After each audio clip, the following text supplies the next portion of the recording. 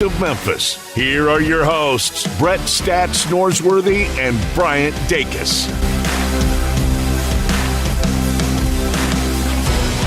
Welcome in to Sports Time. Bryant Dacus, Johnny Hill with you on a Thursday. No Brett Norsworthy today, but the countdown's on. Only 2 more shows, including today's show, till he rejoins us on Tuesday. We're out on Monday for New Year's Day, but we'll be back on Tuesday, and the whole gang will be back together. Brett, I don't know if he's down in Atlanta yet, but both teams are down there, and we've gotten some quotes from some players, from some coaches down in Atlanta at the Peach Bowl for Ole Miss and Penn State. Will be an exciting game this weekend. We'll have full coverage of that Ole Miss versus Penn State at the Peach Bowl. 9 a.m. That pregame is going to start on Saturday. We've also got Ole Miss basketball on Sunday versus Bryant at 2:30. But a lot going on today, a lot to get to today, but a lot of college football talk. We've got bowl games all day long, and really some good bowl games last night, but this morning, first bowl game of the day starting at 10 a.m. We've got one on right now that's at halftime. We've got 2 more today. We got games all day tomorrow, including the AutoZone Liberty Bowl that the Memphis Tigers are a part of, so a lot of football that we need to talk about. But Johnny, how are you this afternoon? Man, I am doing fantastic. How you doing, man? I'm great. Good games so far today and yesterday, last night after we got off. I want to talk about some of them. Earlier today, we had SMU and Boston College. And Johnny, we talked about this game yesterday, and I really thought that SMU was going to want to go out there and really give it to Boston College and kind of show, hey, we're ready to come into the ACC, and we're going to show y'all we're going to get a big win. And I think the line reflected that. It was a 10.5-point line. I'm kind of confused on why it was that large, even though I took SMU. But after watching the game today, I mean, Boston College had their starting quarterback still there. I think a lot of their weapons were still there. I know some of their defensive backs that have started all season were there. While on the other side, SMU was missing their starting quarterback, Preston Stone, that has started all season long. Didn't start in the American Athletic Conference Championship game against Tulane, and they did win that game, so maybe that's what it was. You've got a Boston College team that hasn't been great this year and has kind of struggled at times and just barely got to bowl eligibility against a SMU team that has been really good, has a really good offense, a really good defense. So maybe that's why the line was so high. But SMU looked good in the first half, went into the locker room with a 14-10 lead over Boston College. But in the second half, after a lot of points in the first half, 14-10, 24 points in the first half, when I think total for that game was about 45, 46 maybe. It's a pretty good first half. It was. Especially with the elements. It was pouring down rain, a lot of weather in that one. So I thought a good first half from both teams, but it really slowed down in the second half.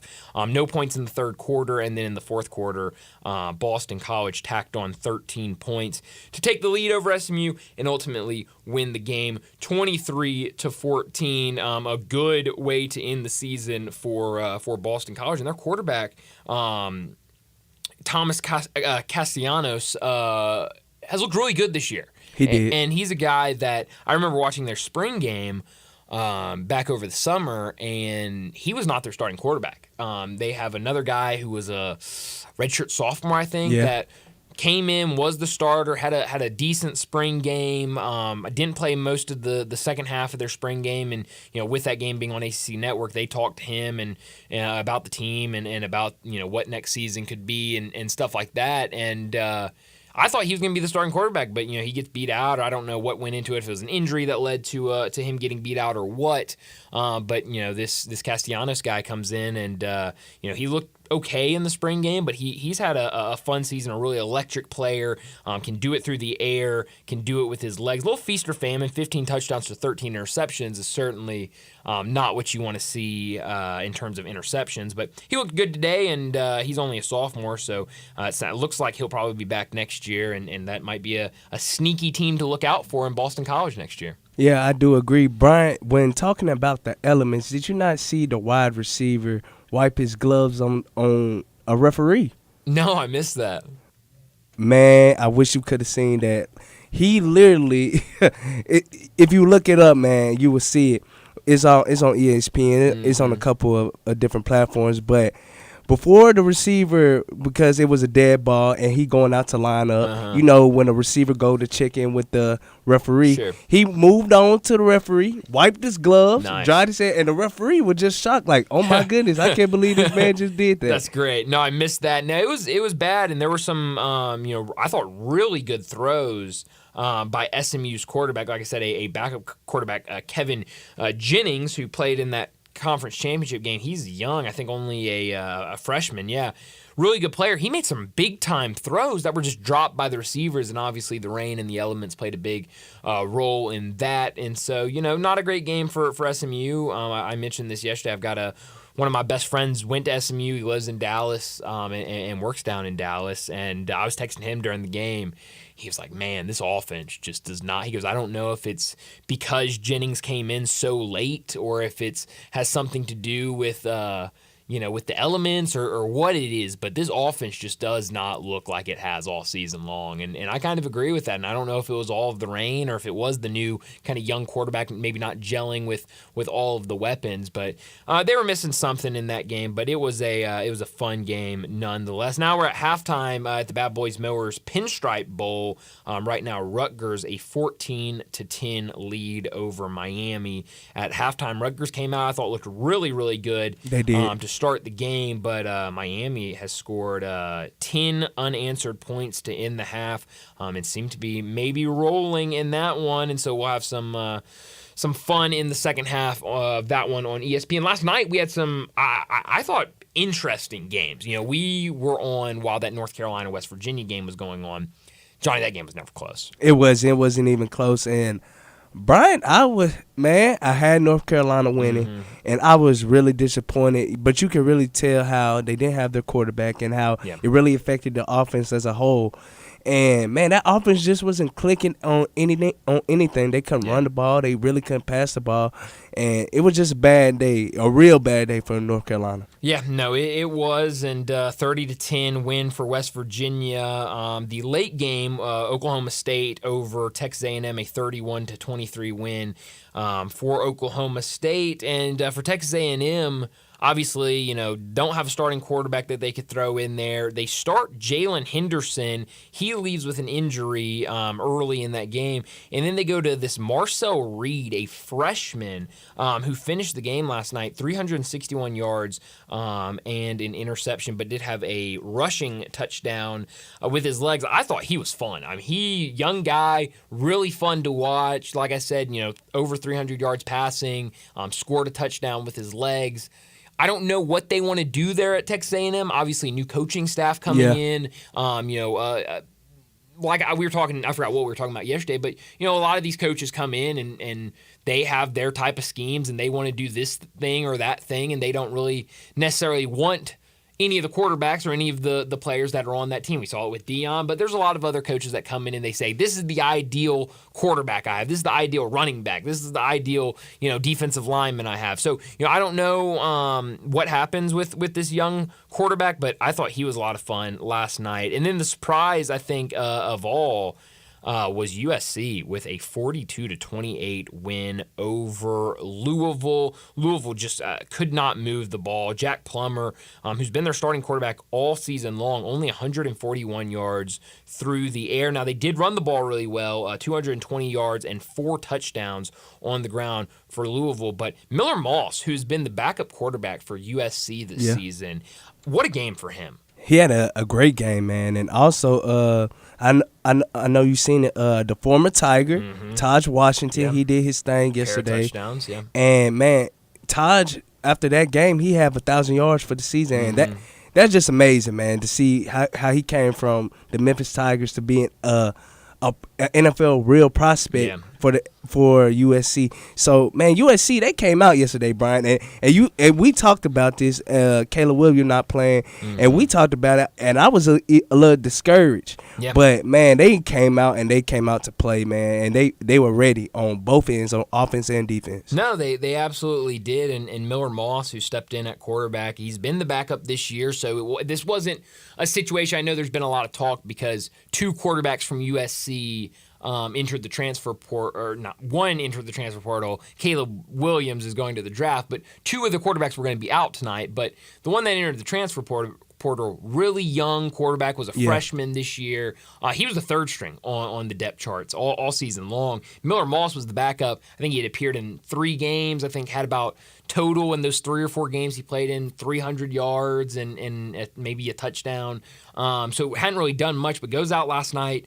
372 yards, 6 passing touchdowns, and 1 interception. An unbelievable game. I know Lincoln Riley has been kind of known as the QB guru and the guy that's going to go out there and get a great quarterback and develop them or whatever. And now, because of what the transfer portal has become, a lot of people are thinking, with Caleb Williams leaving, that he's going to go out there and find a marquee quarterback that's in the transfer portal to come in and be his starter next year. But, I mean, Miller Moss, I don't know, while you were watching that game, did this feel like for you, because I really couldn't decide of, okay, everybody was underestimating this team. Nobody really knew Miller Moss. Nobody saw this coming, and he just goes out and takes advantage of an opportunity. Or is there something here where Miller Moss could be a name that we all get to know and becomes one of the top quarterbacks in the country next year or the year after?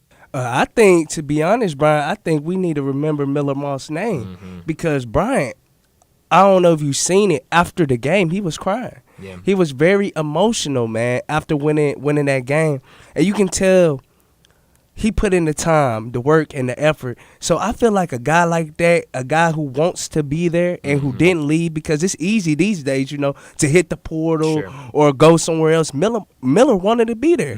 He wanted to be there. So guys like that, I say, man, we might need to remember this guy's name. Yeah, I think so, and so it'll be fun, looking at it now. I saw last night before they had updated his stats with what happened last night. But now, I mean, you look back in a season where you can say, let's see how many games he played. 4 games total, including last night. Yeah. And had 681 yards, 7 touchdowns, and 1 interception. That's pretty good. That's real good, especially for being a backup quarterback and coming in and doing what you can do. Man, that's spectacular numbers, man. And a QBR of 97.3. So I think with that game last night, even if Lincoln Riley goes out and says, hey, I want to go get a transfer quarterback. Hey, I've got, XYZ, insert a high-caliber quarterback name here. He brings them in.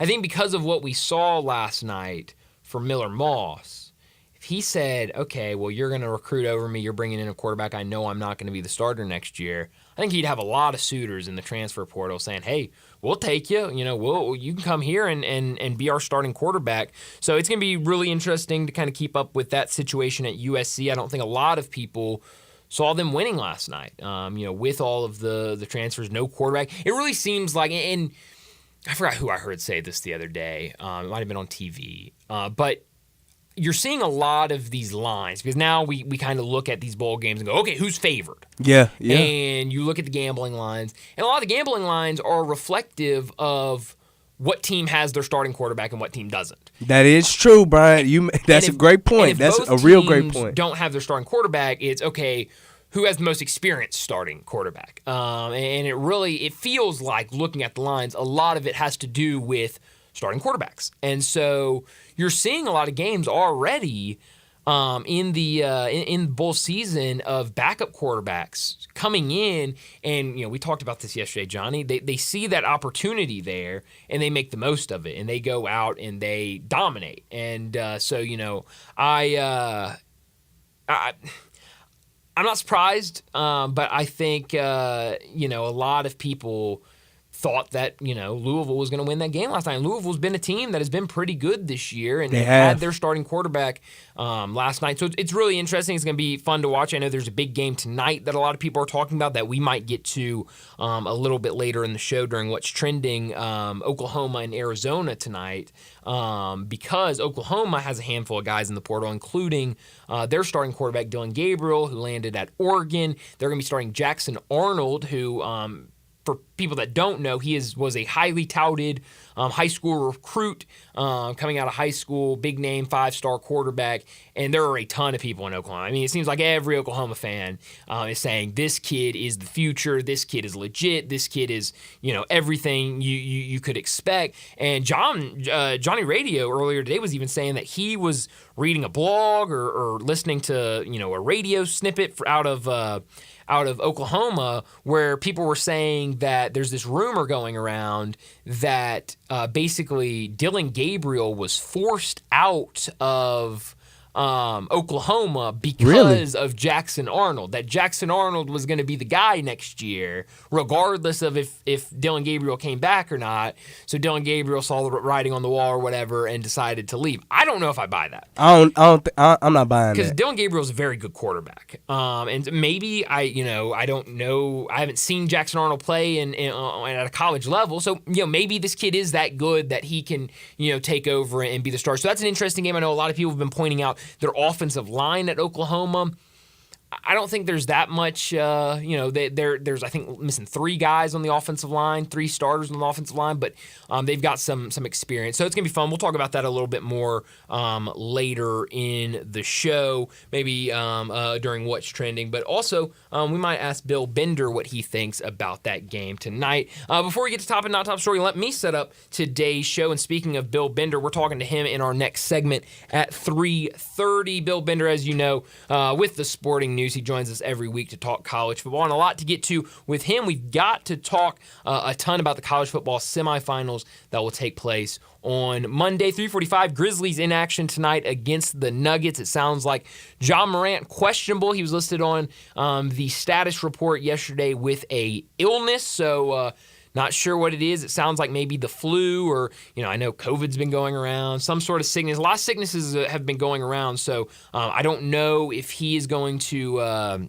if he's going to suit up tonight. I also saw Santi Aldama has been added to that list as questionable for illness, So it could be very limited tonight for the Grizzlies. They take on the Nuggets. We'll talk about that at 3:45. 4 o'clock, Keith Smith from Spot Track and the Front Office Show will join us to talk the NBA. 4:30, we'll get into tonight's Thursday night football game between the Jets and the Browns. We've got coverage of that one right here on Sports 56. We'll also talk about some other NFL notes like Russell Wilson. He is not going to be he is going to be benched for the last 2 games of the season. We talked about that yesterday, but now it's being reported that he is expected to he's expected to be cut after the season in March. Wow, I didn't know that. Yeah, so a lot of moves going on in Denver. We'll talk about that at 4:30, 4:45. We'll get to big number of the day, 5 o'clock. Greg Gaston will join us to talk Tigers. 5:30, we'll get to What's Trending, and at 5:45, we'll wrap up today's show like we always do with Taco Bell Crunch Time. Let me remind you,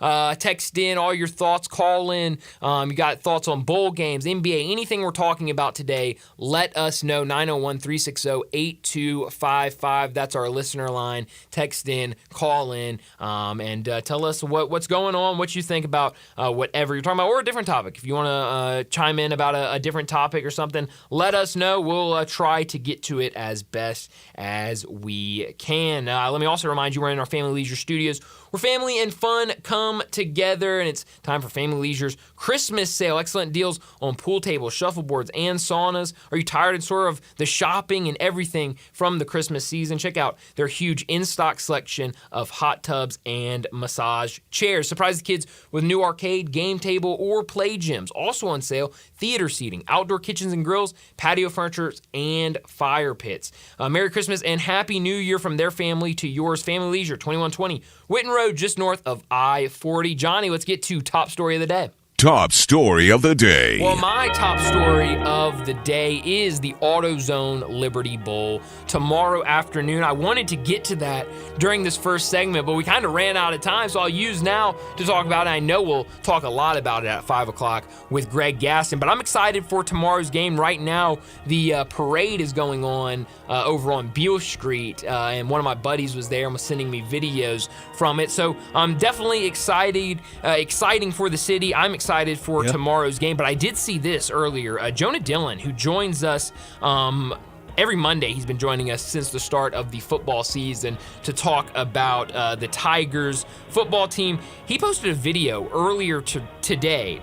Iowa State, I guess today before the parade down Beale Street, they had a pep rally at AutoZone Park where the Redbirds play, Memphis 901 FC plays. And Johnny, there's a lot of Iowa State fans there. Oh my goodness, I believe it. They didn't fill the entire ballpark, but it was a good showing. I was surprised when I saw it. The showing was so good that Jonah Dillon on this tweet, he said, East Ames, Tennessee, ? Because of how many Iowa State fans were there. I'll show you the video. I'll turn around. People can go to Jonah Dillon's Twitter and see it, but that is the scene at AutoZone Park. That's a lot of fans, It's a lot of people. The team out on the field, the bands out there, the cheerleaders out there. We know Iowa State travels well. They've been to this bowl game a handful of times, and so we've seen them travel. They travel very well. I think a lot of Memphis fans will be there tomorrow afternoon because obviously the hometown team playing here. So it should be a great atmosphere and great environment tomorrow afternoon. I'm real excited. We'll be here giving as many updates as we can, and it should be a lot of fun. Oh, yeah, my top story is your top story. The Memphis Tigers versus Iowa State. Man, I'm ready, man. We're going to be at home, and that's just amazing for the city, amazing for everybody involved, man. I encourage everybody to go out there and go support the Tigers, man. Absolutely. Because this is the last game of the season, and this is a bowl game. And who wouldn't want to be here in the bowl game?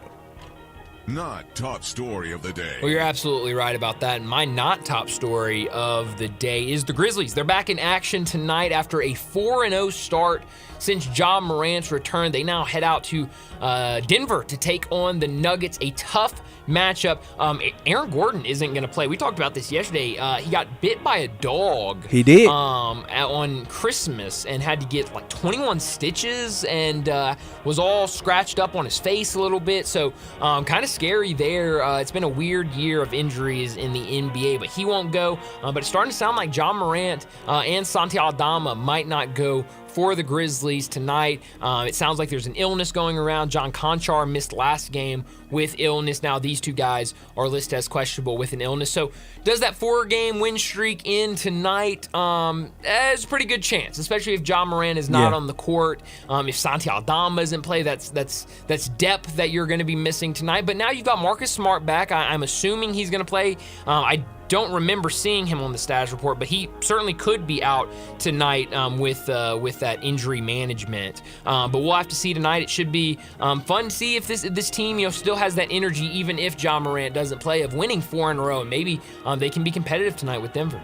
Man, that would be big for us to continue that victory, man, tonight. But my not top story is the wide receiver Isaiah Bond for Alabama. Brian, I don't know if you paid attention, but man, he just made a big, bold statement ahead of their playoff game against Michigan.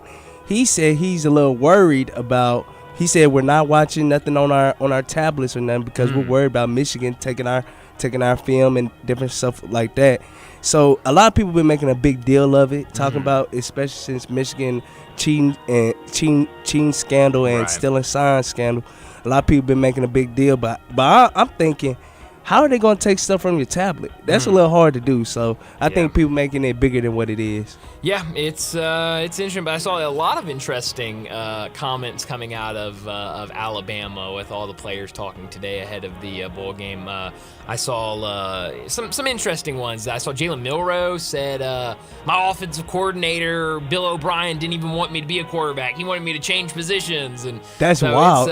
It's interesting, but it's going to be a fun weekend of all of these bowl games. That'll do it for top and not top story of the day. Let's go ahead and get to a break. And when we come back, we're talking college football with Bill Bender. We are real sports talk.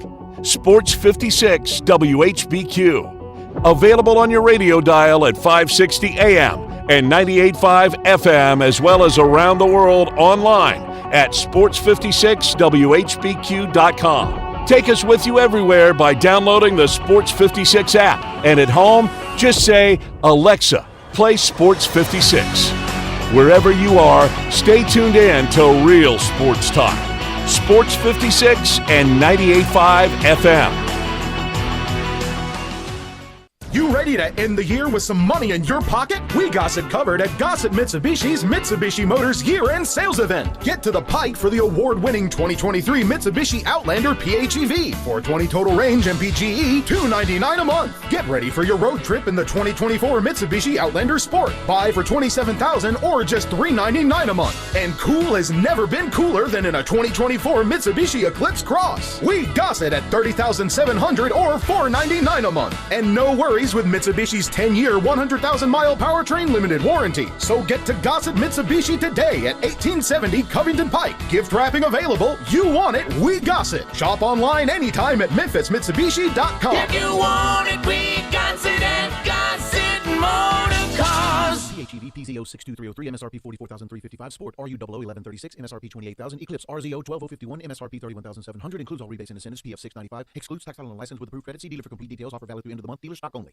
Roofs, and more roofs. Chris Price here with Metro Builders. Is your roof leaking? Do you have mold stains on the ceiling of your home or business? Is your carrier denying your claim or offering a repair simply because they don't have enough documentation? You need a contractor that performs work for insurance claims for policyholders each and every day, and Metro Builders is here to assist. Call Metro Builders. At Metro Builders, we provide free estimates, consultation, and claim repairs. Metro Builders' process of arriving, inspecting, diagnosing problems, and estimating is second to none, commercial and residential.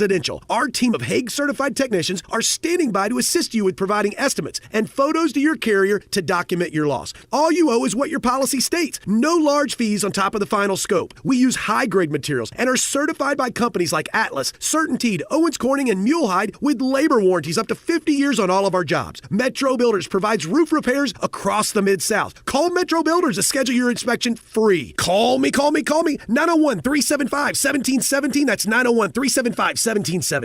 If you think about it, the floor is the part of your home that gets lived on the most. It gets walked on, stomped over, spilled on. It bears the weight of life on its planks. That's where LifeProof's luxury vinyl plank flooring comes in. Our premium flooring is durable, scratch-resistant, and 100% waterproof, so it can take all that stomping and spilling with no problem. Plus, it comes in a variety of colors and styles, and it's easy to install. So make sure your floor can stand up to life's toughest tests with LifeProof. The Home Depot, how doers get more done. A good friend of mine told me about this awesome place for lunch. Oh, yeah? What's the name? Neil's Grill and Bar, where the fat man rocks. Everybody knows Neil. Where's it located? It's located in Yorkshire Square off Quince. And what's it like? The best lunch place in Memphis. You know, like real mashed potatoes and gravy. Everything is made from scratch. Monday through Friday, daily lunch specials like Monday baked chicken, Italian Tuesday, spaghetti, ravioli, Italian spinach, delicious fried catfish, fried chicken livers every Wednesday, Friday, Salisbury steak, barbecue chicken, or if you just want a vegetable plate, the best veggies in town.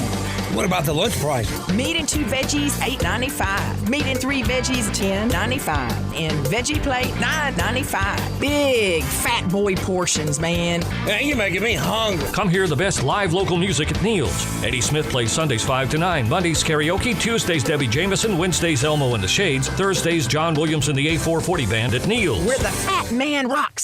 The wrap-up the year sales event is on at Gossett Chrysler Jeep Dodge Ram Fiat on the Pike. How about 2023 Fiat 500X, $22,990. 2023 Jeep Renegade, $24,990. 2023 Jeep Wrangler Rubicon 4XE, $499 a month. 2023 Grand Wagoneer 111 4x4, $10,000 off. And 2023 Dodge Charger SXT, $28,990. Now that's the best holiday list you'll find anywhere, and we guarantee it. So drive past the rest and come to the best at Gossett on the Pike, or shop online at GossettMotorCars.net. If you want it, we got it at Gossett Motor Cars. 2023 Fiat 500X, stock number PP990492, MSRP 31355, Renegade PPP 75091, MSRP 30040, Wrangler MSRP 69870, Wagoneer PS 508331, MSRP 112285, Charger PH 636172, MSRP 35825, includes all rebates and incentives, PF 695, excludes tax title and license. See dealer for complete details. Offer valid through 12/31/23 with approved credit. Dealer stock only. This hour of our show brought to you every day by Lexus of Memphis at 2600 Ridgeway and online at lexusofmemphis.com. Call them at 901-334-9673. Great offers on all 2024 models and always special leasing options. Driving luxury and confidence knowing that every new Lexus comes with complimentary first and second maintenance services. Stop by the one and only Lexus dealership in town at 2600 Ridgeway and put yourself in the driver's seat of the all-new 2024 flagship LS500, and you'll be looking and you'll be driving in style. When you purchase a Lexus, you get top-of-the-line engineering and design, and they make for the luxury driving experience. Online at lexusofmemphis.com. Experience amazing at Lexus of Memphis. Sports 56 traffic. Good afternoon. It looks pretty good right now as far as accidents affecting the major outbound routes. Watching it increase at times over around the zoo this afternoon. Looks good south of Memphis on the Interstate 55 southbound passing Brooks, Elvis Presley Boulevard headed down into South Haven.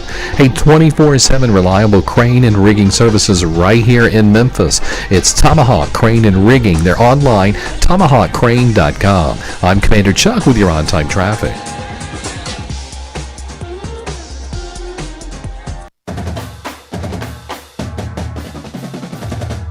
Joining Brian and Brett now on Sports Time is Bill Bender, national college football writer for the Sporting News and on Twitter X at Bill Bender. Here's Bill with Brian and Brett. Bill Bender joins us now from the Sporting News to talk college football, and a lot to get to with a extremely busy weekend of bowl season, college football, playoff semifinals also over the weekend on Monday. But Bill, thanks so much for joining us. I want to start off with some of the games we've already seen, but more importantly, me and Johnny have been talking about this a lot this week. It's something I noticed last weekend with the transfer portal. You're seeing some teams allow players. I saw it with Duke over the afternoon or over the weekend. I think they're starting running back entered the portal.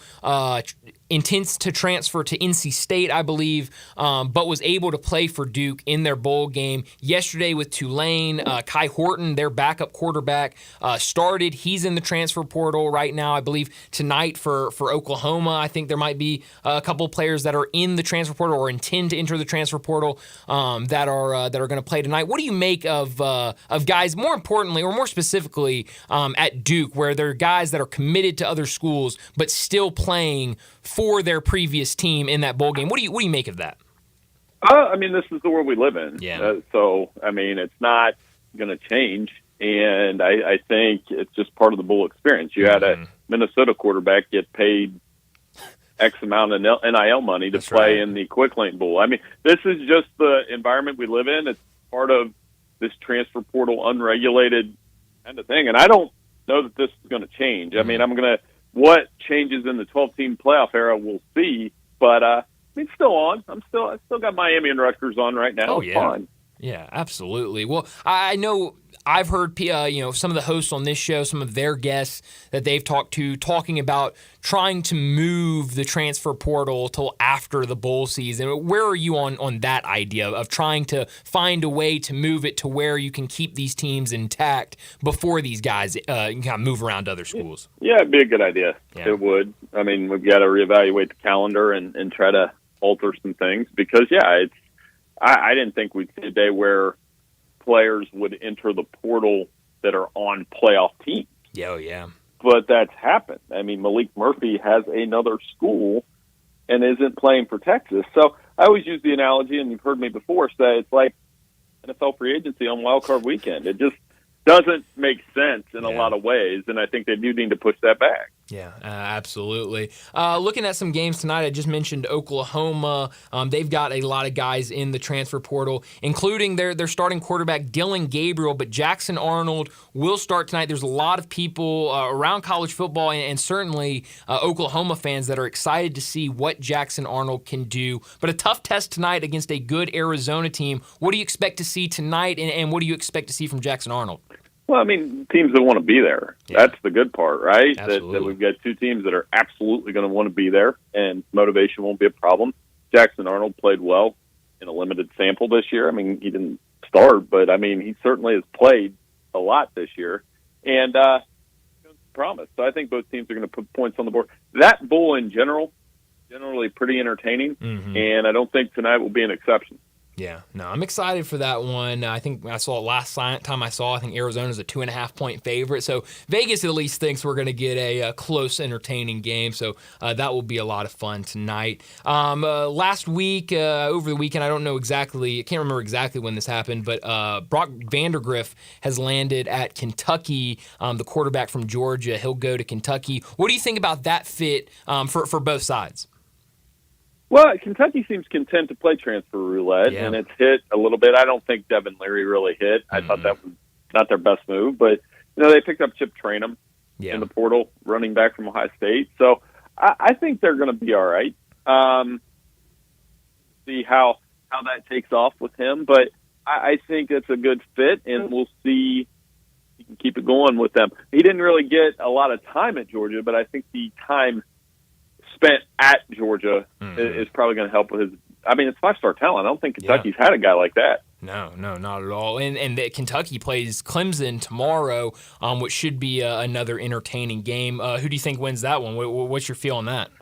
Well, Clemson, they typically show up for their bowl game. Dabo doesn't let them walk. I mean, so does Kentucky. So, again, I think that's another bowl game that falls under two teams that should be motivated to be there.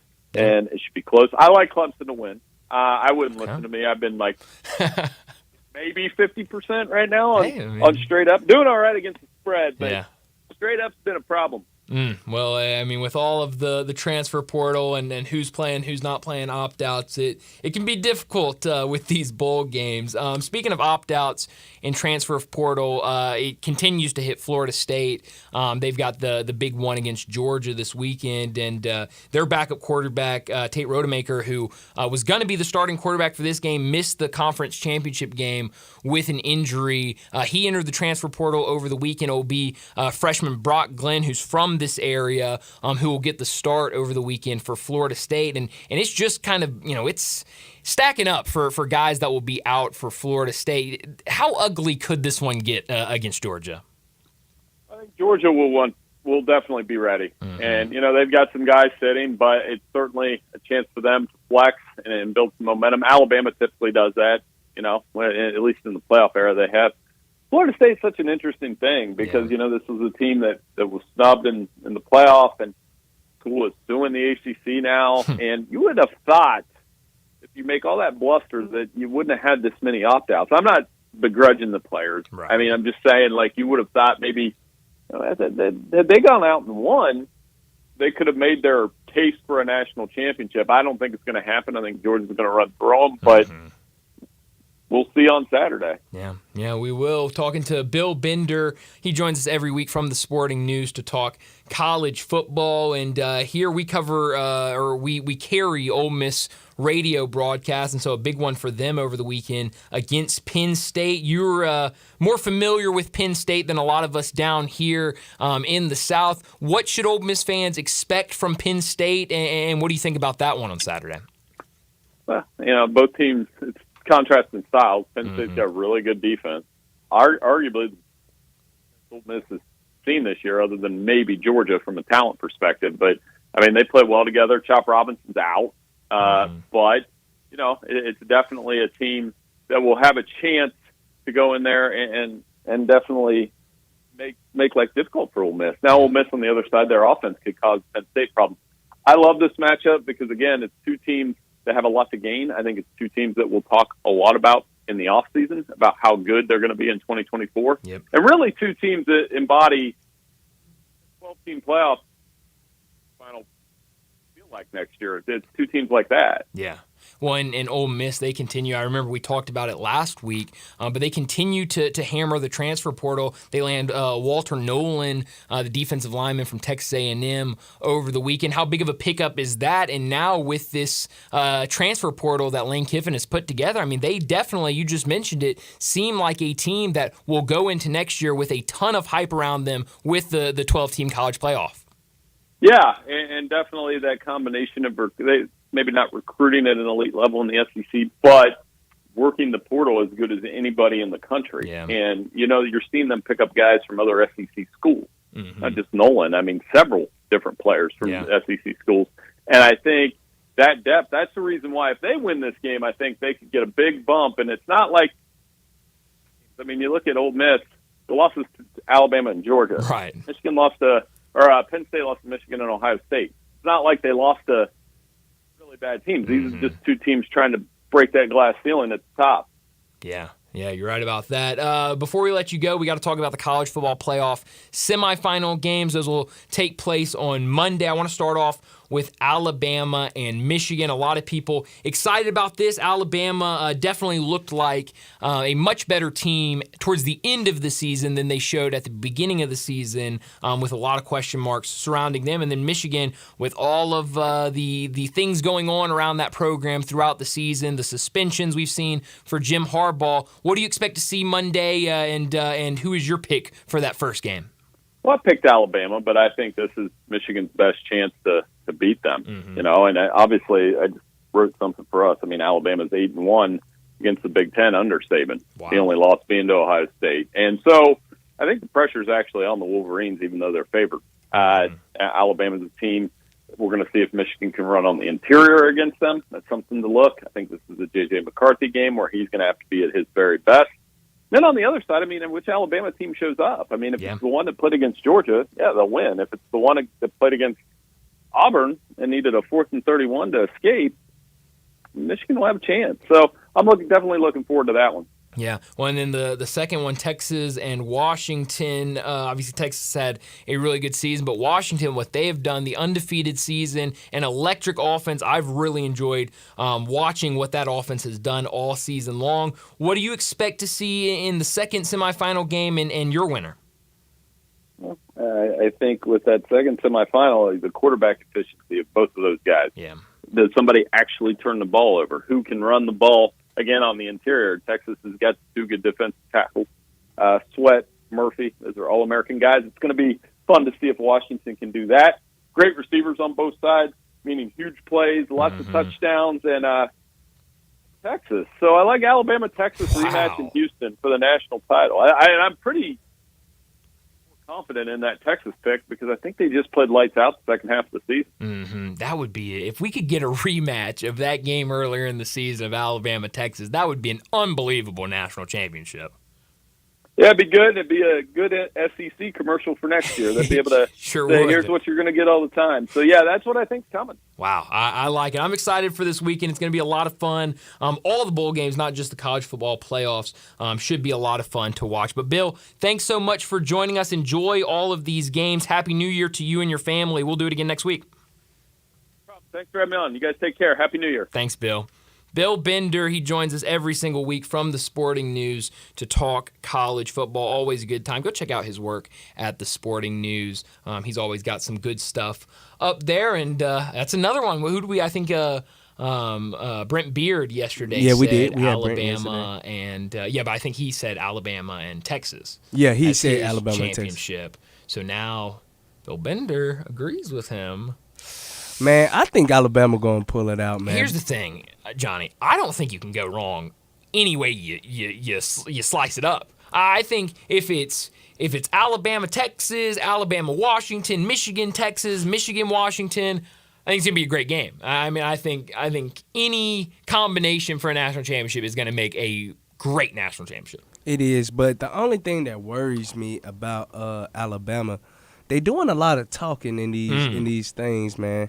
And I think like when you do a lot of talking before you get on the field, man, you can underestimate your opponent. Sure. Because Michigan ain't ranked, if I'm not mistaken, ranked number one for no reason. Yeah, I mean they perfect season, undefeated. They've had to go through a lot of adversity this year. And with they're their motivated. Head coach missing a ton of games this season. So no, you're absolutely right about that, Johnny. Before we go to a break, we need to do picks real quick for the games tonight and then games tomorrow morning before we start our show. So I'll start us off with Arizona, a 2.5-point favorite tonight over Oklahoma. I'm going to take Arizona in this one. I don't love it as the day's been going on. Okay. I've been siding more to Oklahoma because I think some of the talk about all of the opt-outs and transfers has been a little bit overblown. I was writing it down earlier today, and I probably don't have enough time to find it in my little spiral notebook, but I was kind of looking it up because I had heard so much, really ever since the season started, from so many people of this team is just depleted with transfers and opt-outs. And the biggest thing was their offensive line. They're going to be losing a lot of guys on the offensive line. So this was their starting lineup on the offensive line the last game of the season. Go ahead. And forgive me, I can't even read my own handwriting, so forgive me if I might not even say their names. I might just list their classification. You had a senior at left tackle, a freshman at left guard, a senior at center, okay, a redshirt senior at right guard, okay, and a redshirt junior at right tackle. That's an old line. It's an old offensive line with the youngest guy being a freshman at left guard. He entered the transfer portal. The freshman? The freshman entered the transfer portal. He must have been very nice. He must have been. So he's not going to be playing. So you insert a redshirt senior that got a lot of time on the offensive line to left guard. You're bringing back your left tackle. You're bringing back your right guard. And at center, you're replacing your senior center with a redshirt sophomore who has gotten a pretty good grade this year on PFF in terms of blocking. The only question mark is at right tackle. You're playing a sophomore, Jacob Sexton at right tackle, who's been a little questionable in the limited time he's seen. So I don't think necessarily the offensive line is going to be a huge problem. Now, the fact that you got a freshman quarterback back there could be an issue. I think it's going to be a great game. It's going to be a great game. I'm going to side with Arizona, though. Who do you got in that one? Look like me and you are thinking the same thing. I picked Arizona too as well. I like it. Game tomorrow, the first game of the day tomorrow. Clemson, a 4.5-point favorite over Kentucky. I'm taking Clemson. Brett is taking Clemson. Johnny, your pick. It's a group lock. Wow. So 2 back-to-back group locks for tomorrow. This is already not going the way I wanted it to go because I need separation. I need some people to pick differently of me so I can try to take a lead and start separating myself. Second game tomorrow. Notre Dame, a 6.5-point favorite over Oregon State. Brett is going to take Notre Dame. I am going to take Notre Dame. Johnny is going to take a group lock. Wow. Notre Dame. Another group lock. 3 for 3 on group locks. That is scary to me. It is. The final game before we'll make more picks tomorrow during Friday Football Forecast will be Iowa State, a 10.5-point favorite over the Memphis Tigers. Brett is going to take Iowa State in that one. I'm going to take Memphis. Home game. Yeah. Tigers play well at home. I think there will be a good crowd for the Tigers tomorrow. And I think 10.5 is a lot of points. I don't love it there. I know they're going to be missing some offensive linemen. We'll talk more about that a little bit later, what Ryan Silverfield had to say today about different guys we could see in that game tomorrow. But I'm going to take the Tigers. Johnny, who are you going to take? Man, I got this Memphis Blue for a reason. That's right. I'm taking the Memphis Tigers as well. All right. Like you said, we play real well at home, and I'm not really typically worried about that. Man, we just need to give it to the playmakers' hands, and we're gonna do what we do, man. All right, so 2 Tigers, 1 Iowa State Cyclone pick for tomorrow's game. We're going to have a ton of picks tomorrow afternoon during Friday Football Forecast for all of the games over the weekend. But let's go ahead and get to a break. When we come back, we're talking Grizzlies, their game tonight against the Denver Nuggets. We'll do that next on Sports Time. Add a little fun to your lunch break. Join Johnny Radio for Sports 56 Happy Hour from 11 to 1 every weekday on Sports 56 and 98.5 FM. There's an institution in East Memphis that I love talking about. It's the Spirit Shop at 4848 Poplar Avenue, right down the street from Clark Tower, and it looks like a log cabin. It's been around Memphis since 1969 with a family-owned, friendly, knowledgeable sales staff that is just a wonderful place to go. I love going in and talking wine or bourbons, and they've got such great selection. So if you've not visited the Spirit Shop in a while, it's been remodeled. You'll love what you see when you need spirits. Tell Eddie Wollo said hello. If you love sports and Mexican food, you can get the best of both at Los Cabos Mexican Bar and Grill on Summer near Graham. Watch all the big games on all the big TVs on all the walls at Los Cabos and enjoy premium tequila shots anytime for just $5.50. Celebrate every day with lunch specials from 10 to 3 and happy hour from 3 to 8. Lunch is just $6.75 to $10.99 and margaritas start at $3.99. Experience real Mexican cuisine along with great sports at Los Cabos on Summer near Graham. Thursday Night Football is on, and it's only on Prime. Tonight, It's a hard-hitting holiday matchup when the New York Jets take on the Cleveland Browns. Not a Prime member? Sign up for a 30-day free trial to stream the game. Coverage begins at 7 p.m. Eastern with TNF Tonight, presented by Verizon. Live from Cleveland, it's the Jets and the Browns on Thursday Night Football, and it's on Prime. Restrictions apply. See Amazon.com/Amazon Prime for details. It's our season of giving back at Gossett Kia on the Pike, and we've got the perfect holiday gift for you. Hit the road with 41 MPG Highway 2023 Kia Forte LXS, $239 a month, $27.99 due at signing. Get road-ready SUV Seat 7 2023 Kia Sorento LX, $319 a month, $34.99 due at signing. And 8-passenger seating in your new 2024 Kia Telluride LX, $459 a month, $34.99 due at signing, all 36-month lease. Plus, you'll get peace of mind with Kia's 10-year, 100,000-mile powertrain limited warranty. Ask for Bobby J. He's ready to put you in a new Kia today. Gossett Kia, 1900 Covington Pike, or online, KiaCovingtonPike.com. If you want it, we got it at Gossett Motor Cars. All 650 acquisition P Forte RE 699,094 MSRP 21,385 Sorrento PG 242,710 MSRP 33,010 Telluride RG 462 2822 MSRP 38,705 includes all rebates and incentives. Must finance through Hyundai. Excludes tax title license with approved credit. See dealer for complete details. Offer valid through 1/2/2024. Dealer stock only. Ian Eagle here from Thursday Night Football on Westwood One. Join me and Hall of Famer Joe Thomas as we kick off Week 17 of the NFL season with AFC action. From Cleveland and with Joe Flacco at quarterback, the Browns will host the New York Jets. Can the Browns win their 4th straight and move to 11-5? Join us to find out on Thursday Night Football. Right here on Sports 56. As the weather gets colder, the NFL offers Stay Hot on FanDuel. Right now, new customers get $150 in bonus bets with any winning $5 moneyline bet. That's $150 if your team wins. If you've been thinking about joining FanDuel, there's no better time to get in on the action. The app is so easy to use. There's a wide range of betting options, spreads, player props, over-unders, and more. I like putting parlay bets together, hammering the overs, and anytime player touchdown bets always have me on the edge of my seat. So if you're ready to do the same, visit FanDuel.com/win and kick off the NFL season. That's FanDuel.com/win. FanDuel, official partner of the NFL. 21 plus and present in Tennessee. First online real money wager only. $5 pregame money line wager required. First online real money wager only. $10 first deposit required. Bonus issued as non-withdrawable bonus bets that expire 7 days after receipt. See terms at sportsbook.fanduel.com. Gambling problem? Call TN Redline 1-800-889-9789. Now back to Sports Time on Sports 56 and 98.5 FM. This hour is brought to you by Lexus of Memphis. Here are your hosts, Brett Stats Norsworthy and Bryant Dacus.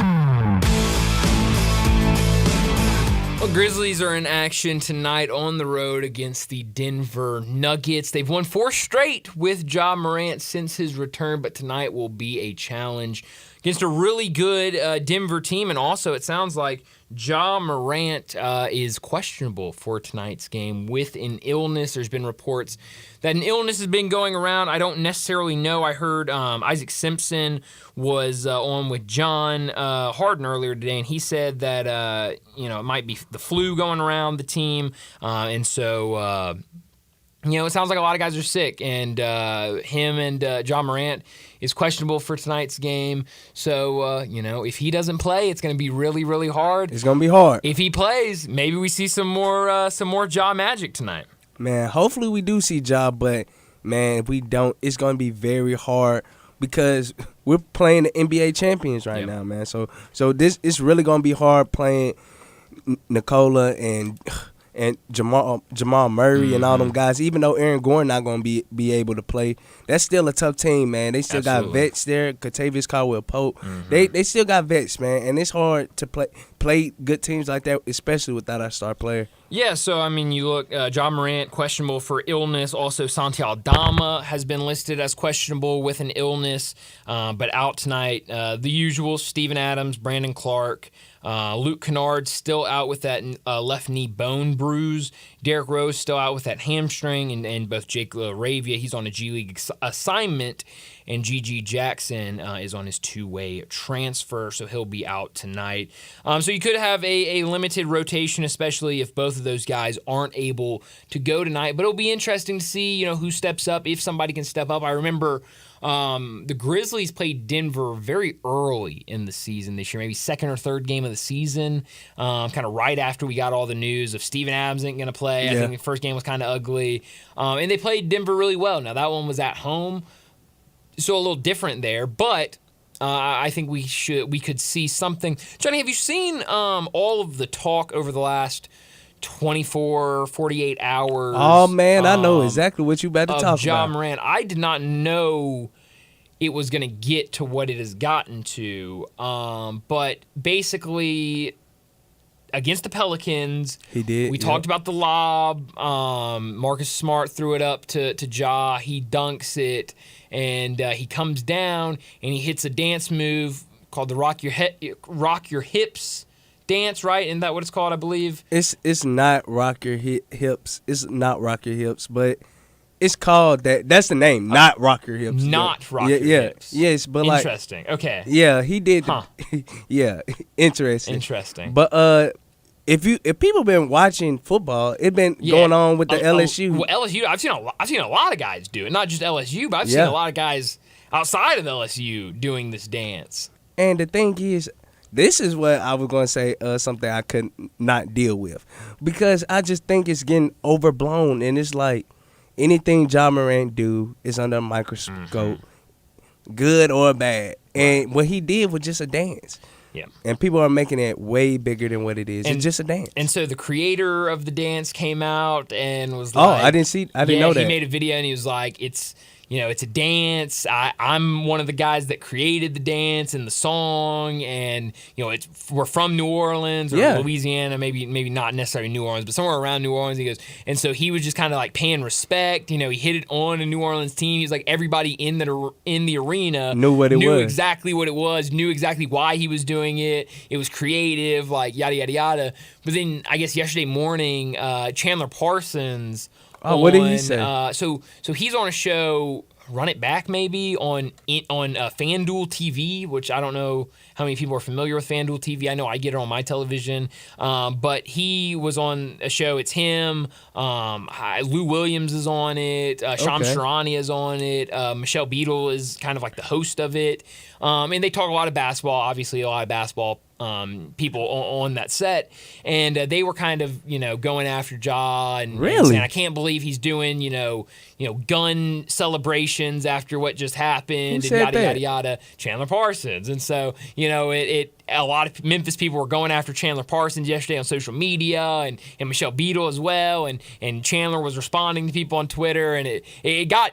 I didn't think it was going to get blown up to that extent, because I saw it, and like you said, I watched a lot of LSU football this year. Yeah. College football in general. They do that a lot. Knew exactly what it was, and so I didn't think much of it until I guess Chandler Parsons. I think Michelle Beadle also was saying stuff about it, because those seem to be the two main people that everyone was going after yesterday after it happened. But I just was not aware I was going to reach that, but now it has, and I think it's more just like clicks, Everybody wants stuff for clicks. Anything Ja Morant does nowadays is going to get clicks, and so I think, who knows, maybe they saw it, and I'm sure they probably didn't know what he was doing. They probably did not. I don't know how many LSU football games Chandler Parsons is watching, and so they probably didn't know what it was. They immediately saw and go, oh, that's a gun reference.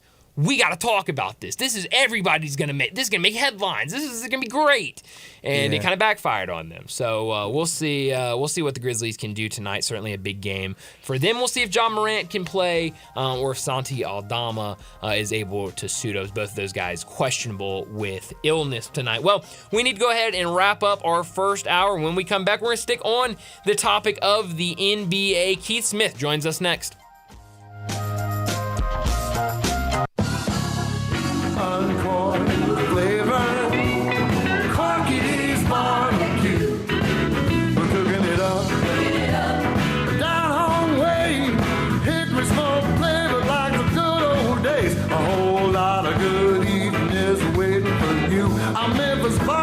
Tradition, you love what we do. Encore flavor, Corky's barbecue. Hi, Hi, Jimmy Stovall here with Corky's Barbecue. I am honored that so many Memphians trust Corky's to serve our hickory smoked turkeys and spiral sliced honey glazed hams to their families for Thanksgiving and Christmas. This year, let us make it even easier with our holiday feast: ham or turkey and gravy, and your choice of 2 of our southern sides: cornbread dressing, sweet potato casserole, mac and cheese, or baked potato casserole. Reserve yours today at corkysbbq.com before we sell out. Encore flavor, Corky's barbecue. Guns, guns, and more guns. Over 700 firearms in stock. Home defense guns, old guns, new guns, used guns, big guns, little guns. Every gun you can think of, Classic Arms has them. All brands like Glock, Sig, Colt, Ruger, Smith & Wesson, Browning, Beretta, Benelli, Remington, Winchester, and more. Guaranteed lowest prices in town. Only gun importer in the Mid-South. Free gun inspections and appraisals and free bore sighting for the upcoming deer season. Shop online at ClassicArmsOfMemphis.com or visit Classic Arms at 1740 Germantown Parkway behind Corky's Barbecue in Cordova. Did you know nearly 40% of men under 40 and over 75% of men over the age of 40 experience sexual performance concerns? At the Memphis Men's Clinic, their experienced physician performs a comprehensive evaluation that determines which specific issues may interfere with your sexual performance. These issues can vary and range from anxiety to medical issues, low testosterone, or erectile dysfunction. The Memphis Men's Clinic has evaluated hundreds of men of all ages over the years and reestablished a normal sexual life. The Memphis Men's Clinic will work aggressively to resolve issues and allow you to restore your sexual health and overall well-being. That's the Memphis way. If you're 20 years old or 90 years old, come and get cared for the Memphis way. Treatment that's based on your specific needs after a professional clinical evaluation by their experienced board-certified physician. Call the Memphis Men's Clinic today at 901-443-0475 or visit memphismensclinic.com. Roofs, roofs, and more roofs. Chris Price here with Metro Builders. Is your roof leaking? Do you have mold stains on the ceiling of your home or business? Is your carrier denying your claim or offering a repair simply because they don't have enough documentation? You need a contractor that performs work for insurance claims for policyholders each and every day, and Metro Builders is here to assist. Call Metro Builders. At Metro Builders, we provide free estimates, consultation, and claim repairs. Metro Builders' process of arriving, inspecting, diagnosing problems, and estimating is second to none, commercial and residential. Our team of Hague-certified technicians are standing by to assist you with providing estimates and photos to your carrier to document your loss. All you owe is what your policy states. No large fees on top of the final scope. We use high-grade materials and are certified by companies like Atlas, CertainTeed, Owens Corning, and Mulehide with labor warranties up to 50 years on all of our jobs. Metro Builders provides roof repairs across the Mid-South. Call Metro Builders to schedule your inspection free. Call me. 901-375-1717. That's 901-375-1717. Can't sleep with this cold. Honey. Honey? Honey, you need NyQuil Severe Honey. NyQuil Severe Honey gives you powerful cold and flu symptom relief with a dreamy honey taste. Feeling better, honey? Honey? I'll take that as a yes. Try NyQuil Severe Honey for powerful cold and flu symptom relief. NyQuil Severe with honey flavor. The nighttime sniffling, sneezing, coughing, aching, fever. Honeylicious, best sleep with a cold. Medicine. Use as directed. Keep out of reach of children.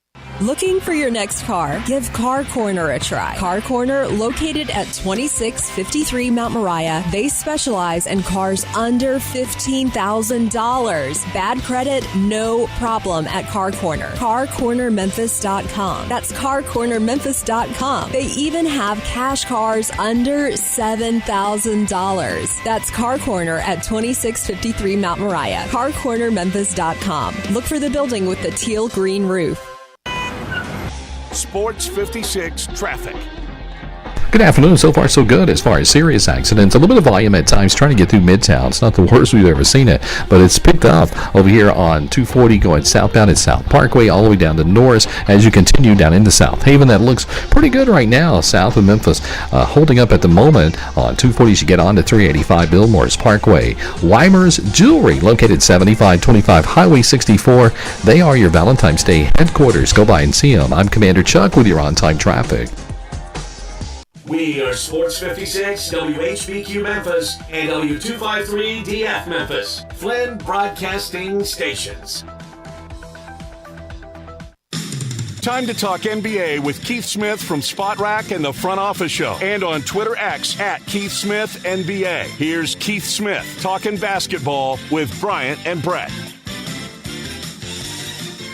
We're about to talk to Keith Smith, talk some NBA with him, but let me remind you, you're with Sports Time. Bryant and Johnny with you. No Brett today. He'll be back on Tuesday. And as always, remember, text in 901-360-8255. Johnny, we got a text message earlier in the show. We did. That I'd like to read. Someone texted in. Please keep the text messages coming, 901-360-8255. Someone said, Bryant, please either learn when to use I or me properly or quit telling people you're a graduate of the University of Memphis. I think that was earlier when we were making picks, and I said me and Brett are taking this team. Yeah. Me thinks somebody's mad at my grammar, but I don't know. I don't know why. Me doesn't know. Is that right? I don't know. We'll figure it out. We'll figure it out. They didn't teach me that in school. But we got to talk basketball with Keith Smith. He joins us now to talk the NBA. Keith, thanks so much for joining. I want to start off with the Grizzlies. They're back in action tonight against the Denver Nuggets. Ja Morant questionable tonight with an illness. Sounds like there's a bug going around the team. But what have you made? I mean, it seems like we've talked about this the last couple of weeks. Since Ja Morant's return, this team looks different. They're playing different, and they're winning games. 4 straight wins. And I know Brett, who's not here again today, he's been talking a lot before Ja Morant came back about you could see there wasn't much energy with this Grizzlies team. Good Lord. There wasn't much energy with this Grizzlies team when Ja was out. They didn't look very motivated, but that seemed to switch and flip since Ja's return. What have been some things you've noticed about this Grizzlies team since Ja's return? Yeah, I think that's a good insight. I do think they're playing with a lot more energy. I think you're seeing guys feel, I don't want to say before that they were hopeless or that they didn't have a chance, but I think they feel good now. I think it's like, hey, our guy's here, our leader is here. He's going to take us home if we're, in it at the end of the game. And then I think getting a guy like Marcus Smart back, that just adds to that too, having him back, in that last one and, almost, making plays at the end there to almost stole it right there at the very end of the game in regulation. Like those guys are just guys who are going to lift everybody. And then I think for guys like Desmond Bane and Jaren Jackson, it's almost like all right, we don't have to do everything now. Like take a little deep breath and just kind of play your game and do your thing. And that leads to everybody feels a lot more confident because they're all playing in their role. Yeah, it's been a lot of fun to watch, and certainly the energy level here in Memphis has been pretty high since his return, and a lot of people are having fun watching this Grizzlies team again. But what do you expect tonight against the Denver Nuggets? I know a lot of people are hoping they can extend it to 5, but with Ja Morant questionable and Santi Aldama also questionable tonight with illness against a really good Denver team, I think this win streak ends at 4. What do you think? Yeah, I mean, if Ja can't go, it's going to be tough. We know that's going to be pretty hard, but Denver's shorthanded too. Aaron Gordon's out. He's going to miss some time here after, unfortunately, getting bit by a dog. Yeah. After their Christmas game at some point, that's rough break for him. So that's tough. But we're going to see. I think Denver is in a spot where, Memphis is in a spot where they can be competitive a lot more so than they would have been. Maybe a couple weeks ago. For sure. So I think they'll be in it, but if they don't have Ja Morant, it's going to be tough to pull that off and get the win. Yeah. One player I've been watching this season, and I've been really it's been fun to watch him. I mean, I don't know what else to say. But Dante Exum, he's been playing well for the Mavericks. After the last 2 seasons, he's been out of the NBA, played 1 year in Spain, the other year in Serbia, and has come in, and I thought I've given the Mavericks some good minutes. And the biggest thing that's jumped out to me has been his three-point shooting. Has never really been a good three-point shooter in the NBA, but now this season, a very limited sample size so far to start the season, but he's shooting 42.9% from 3, and he's out there a lot more because injuries and stuff were kind of holding him back before when he was in the NBA. What have you noticed this year with Dante Exum? Yeah, same. It's been a lot of with him. It feels like it was fits and starts in his prior NBA run. And every time it felt like, all right, he's maybe starting to figure it out, he'd get hurt, miss a large chunk of time, and then we'd be right back to the starting line again. So I think, now we're at a point with Dante Exum where it feels like, I already went away for a little bit, kind of played a lot, and grew up and matured. And there was also, you got to remember, he was an on-ball point guard when he came into the league.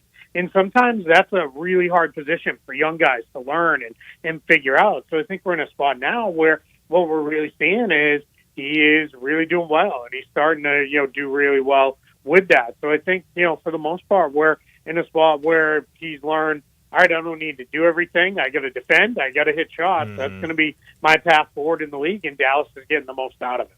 Well, this Dallas team, 18-13 right now in the season. They have the Timberwolves tonight, which will be a tough test for them. How good can this Mavs team be? I know a couple of injuries on that roster right now. When they get fully healthy, how deep could this team in its current makeup go in the playoffs, and what is their full potential? Yeah, I think we could see them make another run to the West Finals. They did that a couple years ago. They're going to do it, as long as they're healthy. They're going to go into every playoff series basically looking across the floor and saying, all right, we've got the best 2 out of 3, 4 guys in this series with Luka Doncic and Kyrie Irving. Like, that's, where you're feeling pretty good. And then the rest of the guys, as long as they defend and make shots, that's really all they need, because Doncic and Irving are going to create offense. They're going to do, all the heavy lifting as far as that goes. So, I think Dallas can, make that real run. The problem is going to be, are they going to be healthy, and are they going to defend, and are they going to make enough shots? That's what it will ultimately come down to for them once we get into the playoffs. Another team in the Western Conference that I think has been a surprise to some, but they're playing really well. It's the Thunder. They've won 5 of their last 6. In their last 2 games, they've beat the Knicks and the Timberwolves. I know it's still pretty early in the season, but the Thunder are currently in second place in the Western Conference. Did you expect them to make this type of jump that they've made to start the season? I thought they'd make a jump into being a potential playoff team. I did not think they'd be fighting at the top of the conference. That was maybe a bridge too far. They kind of had the progression we thought, right? They made it into the playing tournament last year, didn't get through, but now we're into the this year we thought would have been, all right, this is the year you get into the playoffs, and then from there maybe you move into contention. But they're already there, and they've got a lot of guys that can play. Gilgeous Alexander, full-blown superstar. No questions there. Chet Holmgren, probably going to win Rookie of the Year because he's right there with Victor Wembanyama stat-wise, and his team's better. So that's usually a tiebreaker for a lot of voters is, all right, is the team actually good? And it is. And then you've got guys like Jalen Williams, the guard wing forward one. He's really a solid player. Lou Dort, Josh Giddey, and then they just get a bunch of guys off the bench who come in and give them great energy and play really hard. And it feels like they've got to move still in them if they want to make it. Now, is that now?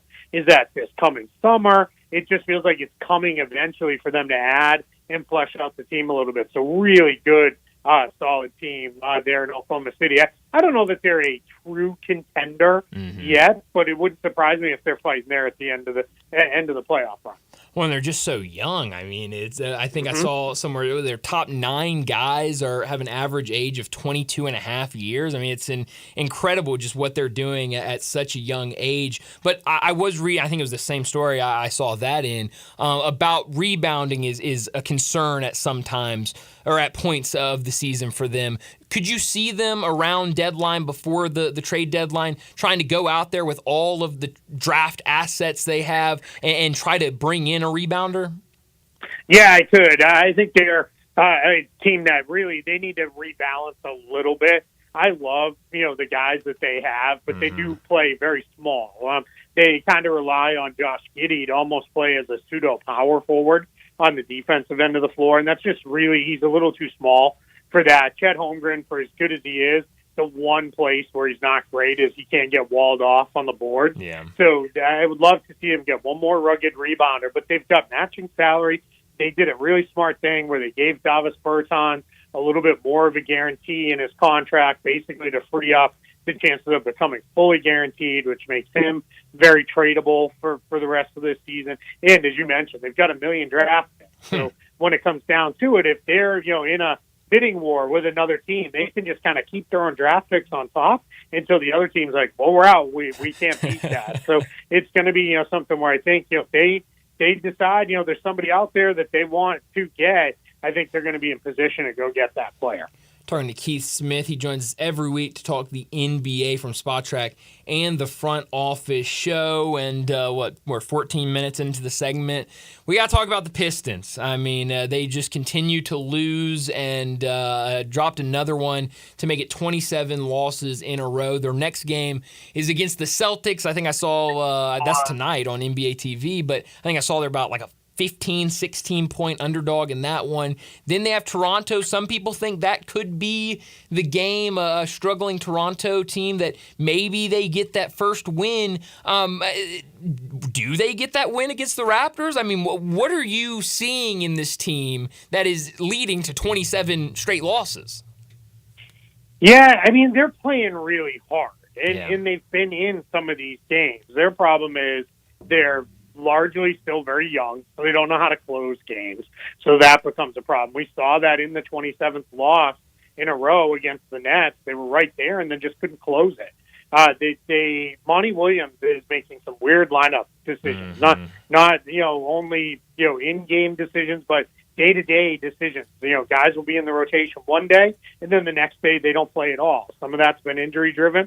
But a lot of that is just, I'm going to try something different here. And we're, over a third of the way into the season, and they haven't settled on anything. And that's really tough to kind of swallow at this point. So we're just in a spot where, the Pistons are really struggling, clearly. I mean, obviously, they don't have no momentum with this, but they're really struggling to find anything that you can attach to that it's like, all right, we're almost there.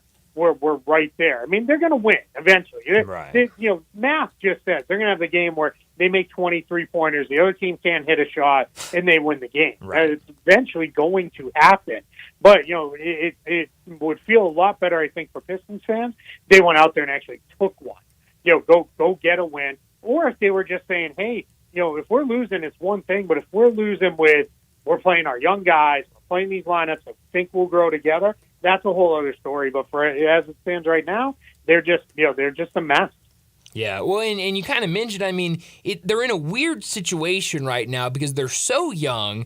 They just went out there and got Monty Williams, a new head coach, and it seems like when you look at teams that are just bad and so bad, I mean, we haven't seen a team this bad in a really long time, but when teams are bad, it's usually easy. Okay, go and trade off guys and start a rebuild, or go fire your coach and hire somebody else and start over. But you can't do that with this team because they are so young and you just hired this new coach.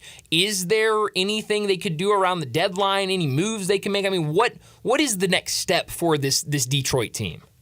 Yeah, they're looking at going to get veteran guys that they think can help them and help their young players grow. There's a sense of desperation of, we got to snap this streak. We've got to get some kind of positive momentum moving forward started. So we'll see. I think, you got to be very careful. You don't want to make a short-sighted move that really, I know this sounds crazy to say, but set you back even further than you are now. Because this season, call it what it is, it's a lost cause. This season's over. Yeah. Everything from here on out over the next 50-ish games needs to just be about player development. It's about putting the right guys around the young guys, and seeing what it looks like, and figuring that stuff out and challenging them in different ways and things like that. But it really is. I mean, this season is done. So that's where you've got to really kind of own it and say, all right, that's going to be the path we're going to take. But it is, it's tough. And the big thing for me is if I'm ownership there and I'm looking at it and saying,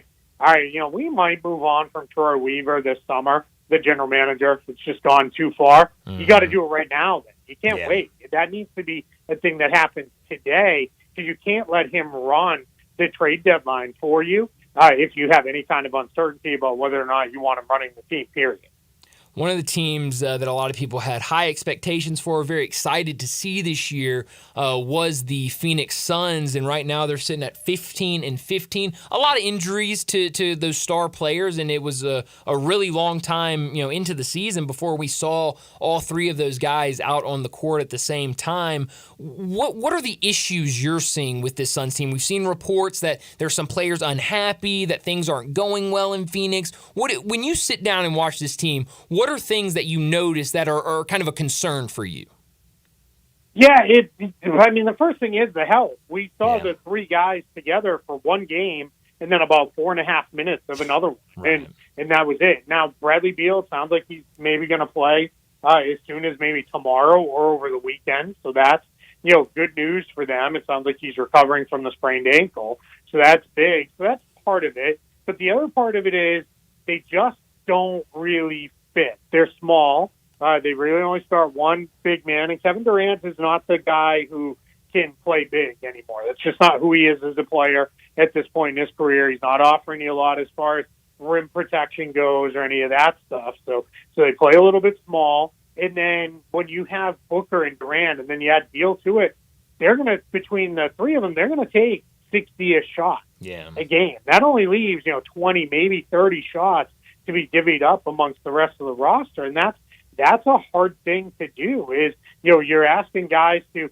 hey, you better make them when they come your way, but they're only going to come your way once every 5 minutes or so. Right. And that can be a major challenge. And then they don't play a lot of defense. Mm-hmm. That's been a major issue for them. So that's something they're going to have to figure out as well. Well, and that's one thing I've seen a lot of people, especially on social media, have been pointing out about Kevin Durant, and people are taking clips of him and saying he's not, giving any effort when he's on the court, and there's been some kind of rumblings that he might not be happy with the Suns. Do you think anything drastic? I know kind of the cliche of Kevin Durant is he's never happy anywhere. He's always on a different team. He's been to 4 different teams now. Do you see any way where we could see a move at some point with one of these guys? Not this year. Maybe if let's say they continue to just kind of muddle along and they're bounced in the play-in tournament or even an uncompetitive first-round series, then maybe we see something happen. Maybe you get Kevin Durant kind of says something like, all right, you know what, I'm ready to go. Let me do something different. We'll kind of go from there. So that could be a thing that happens for sure. So that might be something. I think, it's going to be hard to move Beal. He's got the huge contract. He still has the no trade clause. So that's really, really hard to, work around. And then Devin Booker, clearly not going anywhere. He's as much as anybody the face of the franchise. So I think you're pretty much riding this thing out for a little while. You're going to have to figure it out. Last thing for you, over the last week or so, there's been a lot of rumors, a lot of rumblings about DeJounte Murray being moved before the deadline out of Atlanta. What do you think about that? Who are some potential suitors you could see get involved for him, and what would Atlanta want in return for him? Yeah, as far as what they'd want in return, it's going to be try to recoup what they gave up. They gave up 3 first-round picks and a pick swap. So they're going to want, at a minimum, a couple of picks back for him. Ideally, probably a player or two that can play, because they wouldn't be looking to fully reset and rebuild. It would be trade him, add guys around Trae Young, get some draft capital, and free up the cap sheet a little bit. So that's where it gets a little hard to find a match. For a guy like DeJounte Murray, I would expect the Lakers will be involved. They're known to be looking for a guard, and, he's a guy who would make a lot of sense for them. They've got some tradable salary that could help the Hawks. Draft pick-wise, they'd have to go a little bit further out into the future to make that happen, but that's definitely something that they could do if they wanted to. So Atlanta's just in a really tough spot. They have a very expensive team. This year, they're below the tax by a good amount. But next year, if everybody's there, because they've got extensions kicking in for Murray, for Onyeka Okongwu, you've got DeAndre Hunter signed there, you've got Clint Capella, you've got Bogdan Bogdanovic, and then you have Trae Young, obviously, on his max deal. That's a team that's going to be, at or over the tax line when they fill out their roster, and that's just not a place where you want to be for a team that is, under 500 and not playing very well. So that's something they're going to have to really look at hard, and I think that's part of what's driving the Murray trade, as much as it hasn't really worked out the way they hoped for on the court alongside Trae Young. Yeah, it's going to be interesting to see who gets moved. A lot of rumors out there of different guys that could be moved before the deadline, so it'll be fun to keep up with all of that. But Keith, thanks so much for joining us. Happy New Year's to you and your family. We'll do it again next week. I appreciate it. Happy New Year to you and yours as well. Thanks, Keith. Keith Smith, he joins us every single week to talk the NBA. Johnny, I don't know what happened Talk to me. You talking about Rutgers and Miami? I am, because last time I was in there with you during a break talking, Yeah. They wasn't the last break, but it was the break before, I think. Yeah, the break before. And we were talking about Miami being up 17-14. Yeah. It's now 28-17. Rutgers. Okay. So Rutgers now has a huge lead. That's I was good for feeling me. good, and you said you're a sore winner or something Yeah, like that. you are. I'm not. Yes, you are. Oh. But it's okay. Now a big lead for Rutgers is we're about under 5 minutes left in the game, and then after this one, NC State, Kansas State. Hopefully, I can go 2 for 2. Johnny, man, this is gonna be 2 for 2. Oh, you mean this game and the next game? Yeah. I thought you were talking about the game before because you lost that game. You had SMU with me. I've lost the last 2 games. Yeah. Oh, who you got? NC State, the next one? I don't remember. I think you had. No, I think I had Kansas State. Ooh, hopefully you can lose all of it, man. It's not good. It's not how I wanted today to go. Well, this how today gonna go, Brian. Hey, I'm all for it because I wasn't expecting SMU to lose. I was a lot disappointed because I really felt like they were gonna come out and win, man. I really did. I did too. But so I picked them. But Miami and Rutgers, I knew Miami were gonna lose because Brian, correct me if I'm wrong. Aren't they playing their third string quarterback or their second? You know, string? you said that. It might be. I didn't do enough research to know. If I think it's their third second or string. third string. I didn't have enough time to go look. But I don't know. I mean, wow. I mean, good for Rutgers. This is a huge win for them. I think this is like their. I think John Harden said earlier. This would be their first bowl wins or history. This is their first bowl game since 2014, or would be their first bowl wins. And I don't know what he was saying. Love history, man. But hey, good for them, I guess. Yeah, you love history. You're the one that is openly rooting for the Pistons to lose every single. They game need to play lose in. 30, man. I'm getting a Cade Cunningham jersey. Mark my words, man. I can't believe that. That's ridiculous. I might frame it. Whew, you do that. You do that. Let's go ahead and get to a break. When we come back, we got to talk NFL Thursday Night Football tonight. Jets at Browns. We'll have coverage of that starting at 6:30 with the pregame, and then kickoff will be about 7:15 or so. But let's go ahead, get to a break, and when we come back, we're switching gears, talking NFL. Join the voice of the Tigers, Dave Woloshin, for Wolo and Friends. Weekday mornings from 10 to 11 here on Sports 56 and 98.5 FM. I'm Gary York. I'm the service director at Lexus of Memphis. Our service department wants to be more than just a place where you get your oil changed. We do glass repair, windshield replacement, recalibration of your camera and sonar systems, even wheel repair, tire replacement, all the things you would expect from a luxury automotive dealer. Please check out our website. You can schedule your appointment, check out our specials, hours of operation, or if you'd like to do it in person, please reach out to one of our associates at 901-271-5199.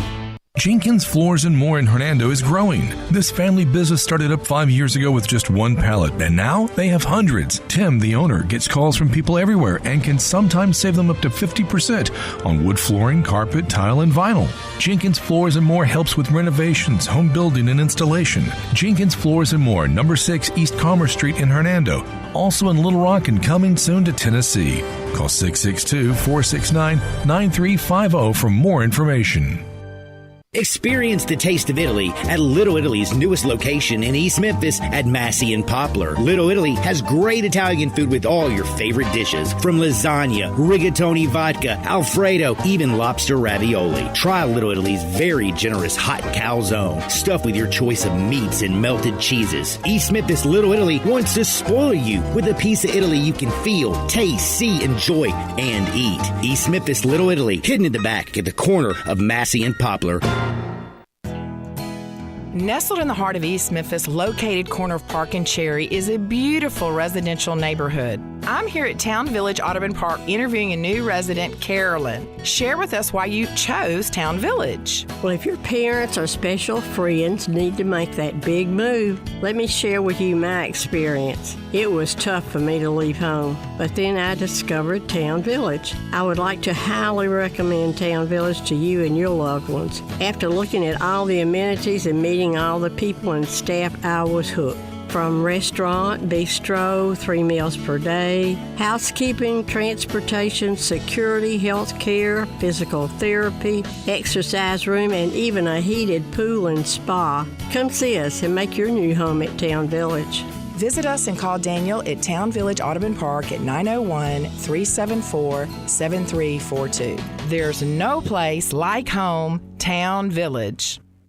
All 650 acquisition fees. Sportage R723 5498 MSRP 28940. Sorrento PG 424 MSRP 33010. Telluride RG 462822 MSRP 38705. Includes all rebates and incentives. Must finance through Hyundai. Excludes tax title and license. See dealer for complete details. Offer valid through 1/2/2024 with approved credit. Dealer stock only. Hey, my man Jeff Allen, what's going on for the holidays over at Gossett Kia South Mount Moriah? It's the season of giving back at Gossett Kia on Mount Moriah, and I've got your holiday presents right here. Tell us about it, Jeff. Award-winning SUV 2024 Kia Sportage LX, $299 a month, $34.99 due at signing. 2023 Kia Sorrento LX, perfect for your road trips, $329 a month. And the 2024 Kia Telluride LX, we Gossett at $459 a month, all 36-month lease. Well, you can't get much better than that, Jeff. And all Kias come with the 10-year, 100,000-mile powertrain limited warranty. So whether you live in Horn Lake, South Haven, Olive Branch, or Memphis, you'll be happy at Gossett Kia on Mount Moriah. And from all of us at Gossett Kia South on Mount Moriah, happy holidays. Sports 56 traffic. Good afternoon. It wants to build sometimes over here in the construction zone. It hadn't been too terribly bad today. Just be careful. Keep your guard up there on 55 north and southbound between McLemore, South Parkway. Lots of radar already out here, and you're going to see a lot of that over the next 24, 48 hours, especially I-40 as you head back out towards Fayette County. 24/7 reliable crane and rigging services right here in Memphis. It's Tomahawk Crane and Rigging. Check them out at tomahawkcrane.com. I'm Commander Chuck with your on-time traffic.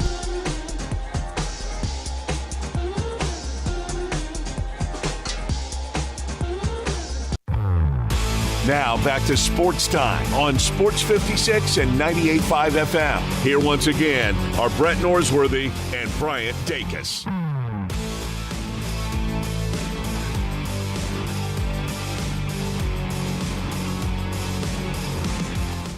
Welcome back into Sports Time. Bryant and Johnny with you. I almost said Bryant and Brett with you. He'll be back next week. He'll be back on Tuesday, and we'll have some normalcy around here, unless we'll have some stability around here.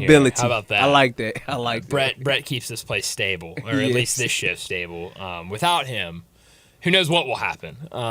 Anything.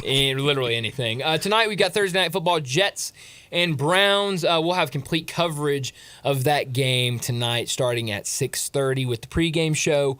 The kickoff will be around 7:15 or so. Let me remind you what we've got over the weekend since I'm talking about that game being on Sports 56 tonight. Saturday, Ole Miss versus Penn State in the Peach Bowl. That coverage pregame starting at 9 a.m. for the 11 a.m. start. Also that night, Lions at Cowboys. We'll have coverage at about 6:45 for that game. Should be a good game. Lions and the Cowboys both been playing really, really well. Also, Rutgers 31-17 lead over Miami. Now, yes, this sir. one is getting out of hand. It's also another rainy game. We've had two very rainy games today. On Sunday, Ole Miss basketball versus Bryant, not me, the University of Bryant, at 2:30. And Bryant, it could be a tricky team for the Rebels because if you might remember, Bryant beat FAU earlier this season, a really good FAU team. It was kind of the one blemish to their schedule, FAU's schedule, especially after beating Arizona over the weekend. So should be a good game on Sunday for Ole Miss against Bryant. That one pregame starting at 2:30 for the 3 p.m. tip. And then that night we'll have Sunday Night Football, Packers and Vikings. We'll have pregame coverage starting at 6:30 for that one. But Johnny, tonight, Thursday Night Football, Jets and Browns, two teams both playing backup quarterbacks, but getting better and worse quarterback play depending on what team you're talking about. Especially from Joe Flacco, man. Joe Flacco, he is a very interesting guy, man, and interesting quarterback, especially since we have seen him, Brian. In the playoffs, Joe Flacco is dang near unstoppable. Yeah. And just to see how he literally came off his couch and got into the rotation with the Browns, and everybody's playing good for the Browns despite that Nick Chubb's not there. Nick Chubb's ain't there, and Amari Cooper is really balling right now. Man, them Browns are looking good, man, and I think they could win tonight. Yeah, no, I think in the betting line reflects that. I think the Browns are, let's see, earlier today when I saw it, they were a 7.5-point favorite, so more than a touchdown favorite tonight against the Jets, who really have not been getting good quarterback play. They haven't. They've been bouncing around between quarterbacks, and I think Trevor Siemian's going to be the starter tonight. Really? For them, yeah, so it could get a little ugly. But no, Joe Flacco is having a really, really good year. Having a great year, man. 4 games, 1,300 yards, 10 touchdowns, 59.4 completion percentage, so almost 60% completion percentage is really, really good. And so, I like them tonight. He has thrown 7 interceptions on the season, but I think the Browns, they win tonight. I don't necessarily like the hook on the 7.5 if that's still what it's at, but I do think the Browns win tonight, and the Jets. We talked about it a lot, but what this season started out as of the hope and possibilities, and you get Aaron Rodgers in there, and I think a lot of people were thinking this team can go very deep in the playoffs, and then he gets injured. 4th play of the game in week 1. I think his second drop back, and or maybe it's his first drop back. I can't even remember that long ago. But this season has completely flipped on its head, and for them, it's really just let's get to the end of the season at this point. Yes, and but I feel like also, Brian, that like you said, they want to get to the end of the season, but they still got pride, especially that defense. And I expect Sauce Gardner and DJ Reed, because they're arguably one of the best cornerback duos in the game, man. They're going to have something to say. They got Quentin Williams. He's an excellent D tackle, man. And they're going to have something to say more of that defense. That offense, we all know what that offense is. Not Chris Olave. What's his name, Brian? Who are you talking about? The receiver for Garrett Wilson. Garrett Wilson. Yeah. I'm thinking about Chris Olave. They played at the Saints. They play at Ohio State together. But Garrett Wilson, he's a guy. He's not really mentally there. He complained a little bit earlier about the team, so he's not really there. That offense, man, we all know what that offense is. They can't do nothing without that man Aaron Rodgers. So. Yeah, no, it's just been a bad season, and I think you've seen the frustration there from a lot of those players, Garrett Wilson being one of them, who has kind of talked about the season certainly is not what anybody expected. He's very disappointed. He's very vocal about it. Some other NFL news around the league, quarterback news. This was reported last night by Diana Rossini at The Athletic. Broncos quarterback Russell Wilson is expected to be cut by the team in March. We talked yesterday, Johnny, about the news coming out that he was going to be benched the last 2 games of the season, and a lot of that we learned later on in the day was because he has a clause in his contract, I believe, that says if he does not pass his physical, he's guaranteed, before the season starts, he's guaranteed X amount of money. And so they were trying to avoid injury with these last 2 games, and so that they wouldn't have to give him that guaranteed money. So it sounds like, I'm sure this March, whenever they cut him in March, I'm sure that will have something to do with money as well. All decisions in professional sports leagues have to do with money and when you can cut and when you shouldn't cut. So it's just been an absolute disaster, his time in Denver, and this was a Denver organization. Did you see that catch? I just called my phone. Great catch. But this is a Denver organization that went all out to go get Russell Wilson and have him be the future. And it was really interesting because obviously Russell Wilson was the franchise quarterback in Seattle and had a ton of success there. And Brian, and it's just a little odd to me, the decline of Russell Wilson. coming off of a Pro Bowl year, if I'm not mistaken, with the Seattle Seahawks, going to the Denver Broncos, and it's just been terrible. You also hear reports of that he wanted his own office, own parking space, different things like that. Maybe Russell just got a little too big-headed, man. Well, it almost sounds like to me, because there's a but there of he was a franchise quarterback and his great quarterback in Seattle, but I've heard a lot of stories since he left Seattle. I have too. Of things that happened while he was up there that people didn't really like. I know KJ Wright, who was on that defense up in Seattle. He's actually an Olive Branch native, and I was just about to say that. You read my mind. He's an Olive Branch native and went to played Mississippi at Mississippi State, yep. and then spent most of his career, if not all of his career, with the Seahawks. And he, I believe, still lives up there in Seattle. He does a weekly radio segment on one of their local stations up in Seattle. And I remember after that trade happened, and he was talking about Russell Wilson and was just saying that Pete Carroll had to address him differently, had to go about everything he did differently with Russell Wilson. And I've talked about this before.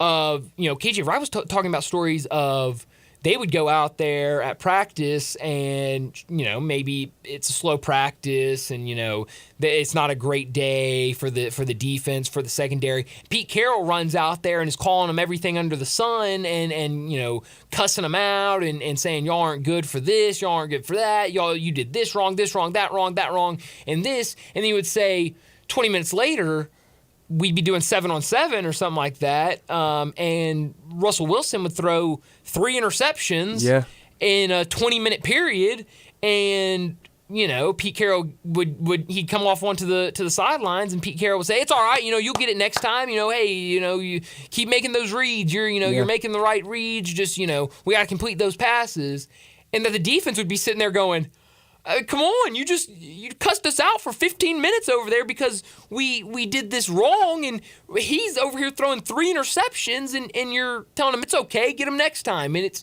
KJ Wright was talking about he came to learn that he couldn't address Russ like that. He couldn't go up to Russ and say, this, that, and that, or Russ would completely shut down. Russ would freak out, and it would be a problem, and it would be something that lingered forever. And so I remember that first game when Russell Wilson was in Denver, and they were in Seattle. It was a Monday Night Football game. They were playing the Seahawks in Seattle, and a lot of those defensive players for those good Seahawks teams were at that game, and kind of made a point to be at that game on the Seahawks side against Russell Wilson, that they were there against Russell Wilson. And obviously, the offensive players, a lot of respect, a lot of love from both sides between Russ and some of those receivers, some of those, linemen, running backs, what have you. And I think there's obviously a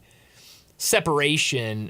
Johnny, I'm sure you're familiar with this, being around the Tigers all the time, but who are you? What position group would you say you're closest to on the football team? I'll say the cornerbacks. Cornerbacks? Okay, so the DBs for Memphis probably are not best friends and hanging out all the time with the offensive linemen. Would that be crazy to say?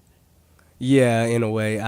Most of the time, like, Brian, you know this as well, just in sports, like a lot of the skill players, they hang around each other. Exactly. And so, and especially offense, defense, kind of hang with each other, maybe, unless they're from the same area. Right. Cornerbacks, receivers probably hang out a lot. But, like, you don't see a lot of, and, I mean, this goes down to even, like, high school, and certainly I'm thinking in the pros, when you have these giant rosters of you're not cool with everybody. I mean, you're cool with everybody because you're on the same team. But, you're not super close with all of your teammates. You just can't be. I mean, it's impossible almost. And so, it doesn't surprise me that a lot of defensive players weren't super close to Russ, and that a lot of the offensive players were close to Russ. That's not shocking to me. That's not shocking. That's not shocking at all. And Brian, like, the thing with Russell, it's just disappointing to see the decline, man, because you even hear, like, Richard Sherman, he talk about, especially, we all know when it started with the Super Bowl, That's when it started, when they lost that Super Bowl. And a lot of the Seattle defense players, they thought Pete Carroll was trying to give the MVP to Russell. Yeah. And not get Marshawn Lynch the ball. And that's when it all started to me, man. And when they do make it 30 for 30, I'm going to tune into that. Yeah, no, absolutely. And so it's going to be, there's certainly going to be one made for him, and it's going to be a fun story to follow. You know, there's going to be a team, I'm sure, that goes out there and somebody brings going him in. We do need to get to a break, but we had a text message. Keep those text messages coming in. Some really good texts today. A lot on Chandler Parsons, what he had to say. That's kind of been making the headlines today in Memphis. We're getting a lot of texts, but I wanted to point this text out because it made me laugh because Johnny, and please continue to text 901-360-8255. Johnny, I like to, and me and Brett joke about it. I like to joke about it with, Brett and I like to joke about it, and we, I joke about it with John Harden and a lot of people. There are way too many podcasts out there. Everybody has a podcast, and this text just came in and said, there's way, all capitalized, way too many podcasts out there when Chandler Parsons has one. Here's the funny thing. That's funny. It's not even a podcast. It's a show. It's a show. It's a show. It's a show, man. Johnny, this is funny because I don't think many people know this about these sports books. So they're on FanDuel TV, which is a legit channel that you can go to on most televisions. Yeah. And watch. I have it on my TV. I think I have DirecTV, and so we have it. I don't know who all has it. I'm sure you can go online and probably watch it for free or something. But they have like shows and stuff like that. DraftKings Network, which DraftKings, another well-regarded, very popular sports book. Those are kind of the rivals, FanDuel and DraftKings. DraftKings has their own network that I think you can watch on Roku TV, whatever that is, and you can also go online and watch it. But that is more podcasts than it is like actual shows. Yeah. This is a legit show where they mainly talk basketball, like Shams Charania is on it. Like they're like FanDuel is paying all of these people money, like good money, to be on their network and talk about that. And they spent a good amount of the time yesterday talking about Ja Morant and his celebrations that they were not a fan of. So I agree. There's too many podcasts. I agree. But some of them are good, Johnny. I mean, some of them are. I've seen All the Smoke is a really good podcast. Yeah. Jeff Teague is on a podcast that's really a good one. That's a good one. That was a good one. There's some good podcasts, but Chandler Parsons, get away from him. Hey, man, get this. I wish I knew this texter's name. He said Chandler Parsons need to stick to Morgan & Morgan commercials. I'm telling you, we're getting a lot of texts about Chandler Parsons. Shout out to you, man. Chandler Parsons is not welcome in Memphis, I'm afraid. I think there might be.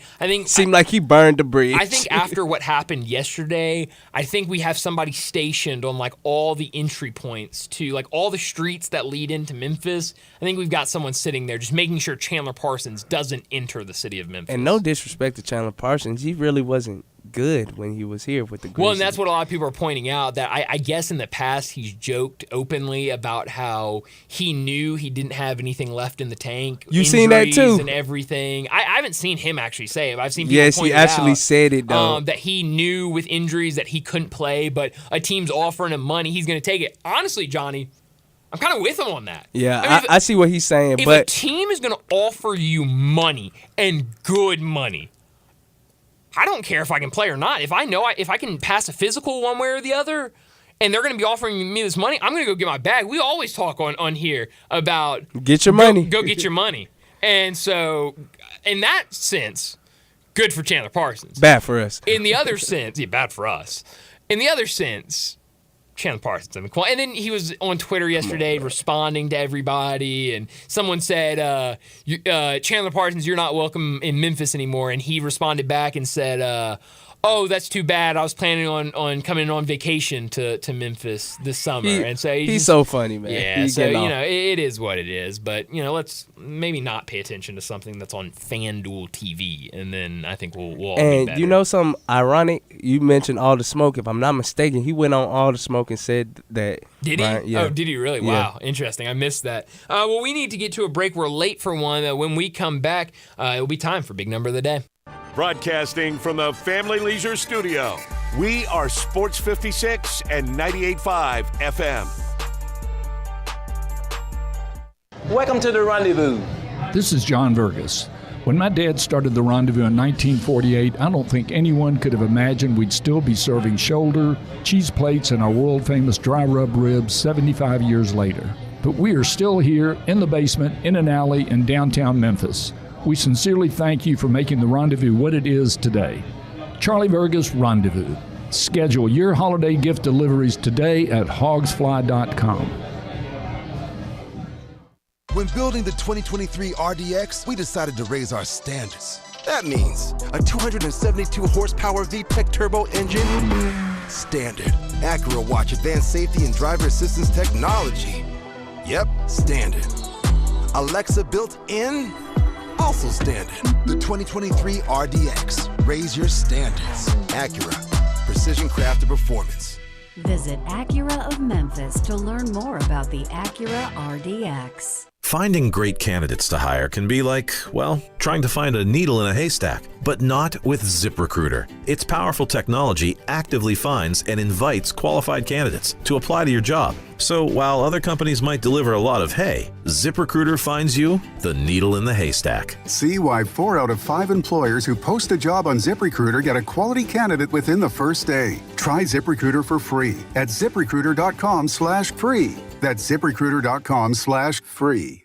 Roofs, roofs, and more roofs. Chris Price here with Metro Builders. Is your roof leaking? Do you have mold stains on the ceiling of your home or business? Is your carrier denying your claim or offering a repair simply because they don't have enough documentation? You need a contractor that performs work for insurance claims for policyholders each and every day, and Metro Builders is here to assist. Call Metro Builders. At Metro Builders, we provide free estimates, consultation, and claim repairs. Metro Builders' process of arriving, inspecting, diagnosing problems, and estimating is second to none, commercial and residential. Our team of Hague-certified technicians are standing by to assist you with providing estimates and photos to your carrier to document your loss. All you owe is what your policy states. No large fees on top of the final scope. We use high-grade materials and are certified by companies like Atlas, CertainTeed, Owens Corning, and Mulehide with labor warranties up to 50 years on all of our jobs. Metro Builders provides roof repairs across the Mid-South. Call Metro Builders to schedule your inspection free. Call me. 901-375-1717. That's 901-375-1717.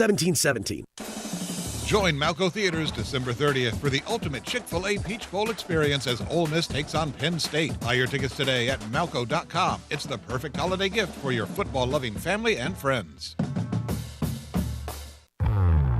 Now back to Sports Time on Sports 56 and 98.5 FM. Here once again are Brett Norsworthy and Bryant Dacus.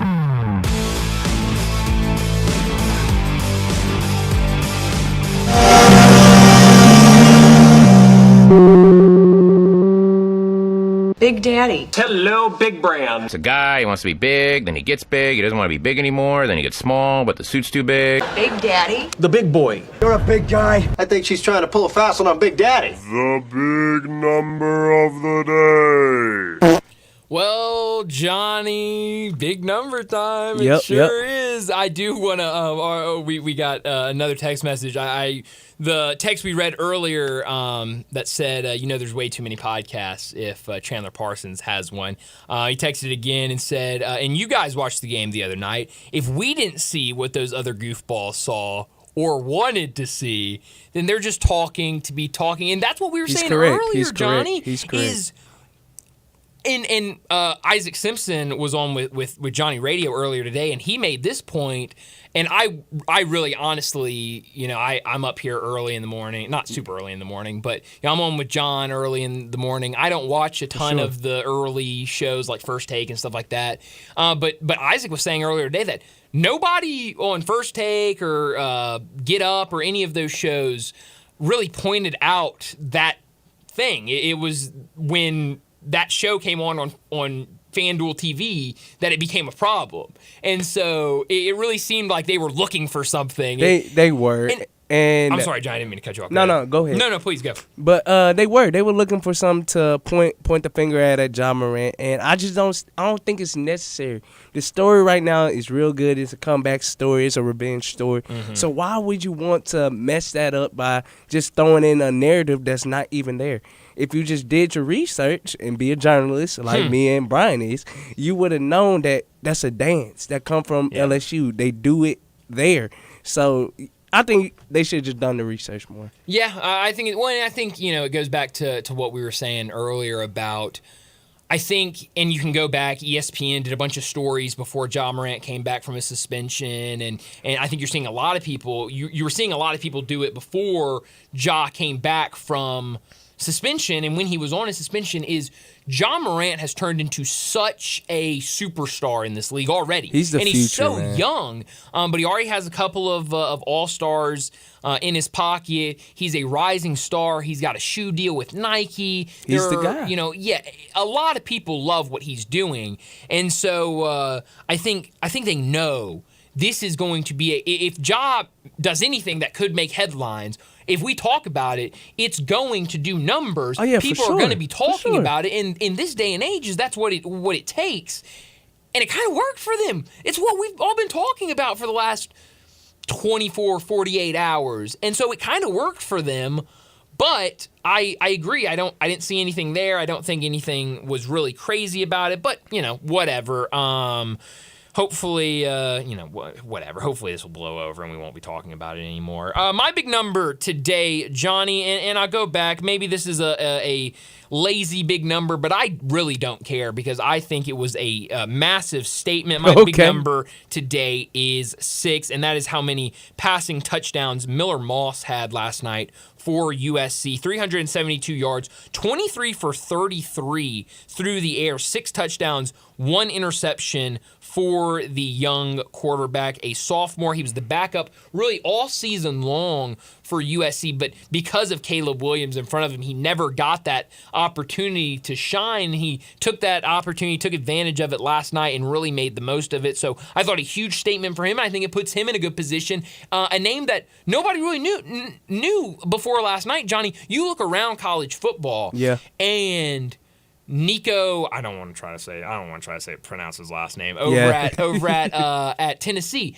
Yeah. Everybody knew who he was before the season started. There are some schools that have young backup quarterbacks that everybody knows they're the future, they're the guys. That's a good player back there. Yeah, it is, man. Not many people knew about this guy. And it's just good to see, man. Are you done with your big Yeah. That you got any more points? No. That was. I mean, I just think it's great for him. I think it's great great for position because it's great for the sport, man. Like a lot of people don't understand, like stuff like that. It's great for the sport. It's great for the game, man. And Johnny, I think it puts him in a good position. I was talking about this a couple weeks ago with Byron Brown, the quarterback for USF. Yeah, I think there's going to be schools calling because they're going to be calling for him, right? Because during the season, and USC is a little different. I haven't been able to watch USC all season because of stupid Pac-12 network. Yeah, it's hard. But I'm sure more people are watching USC than they're watching USF. I actually know for a fact they are. But when you're the only show in town and you're playing in a bowl game and it's the only game happening and you light it up like that, you're immediately on people's radars. There might be some schools, if USC decides, which there's been a lot of rumors, that they're going to go out into the portal and grab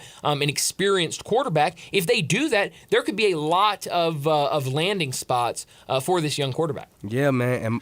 But my big number is 5, Bryant. Wow. One less than you. Wow, we were not far off. And guess what, Brian? What's you know I'm all about history, and this is another history right here.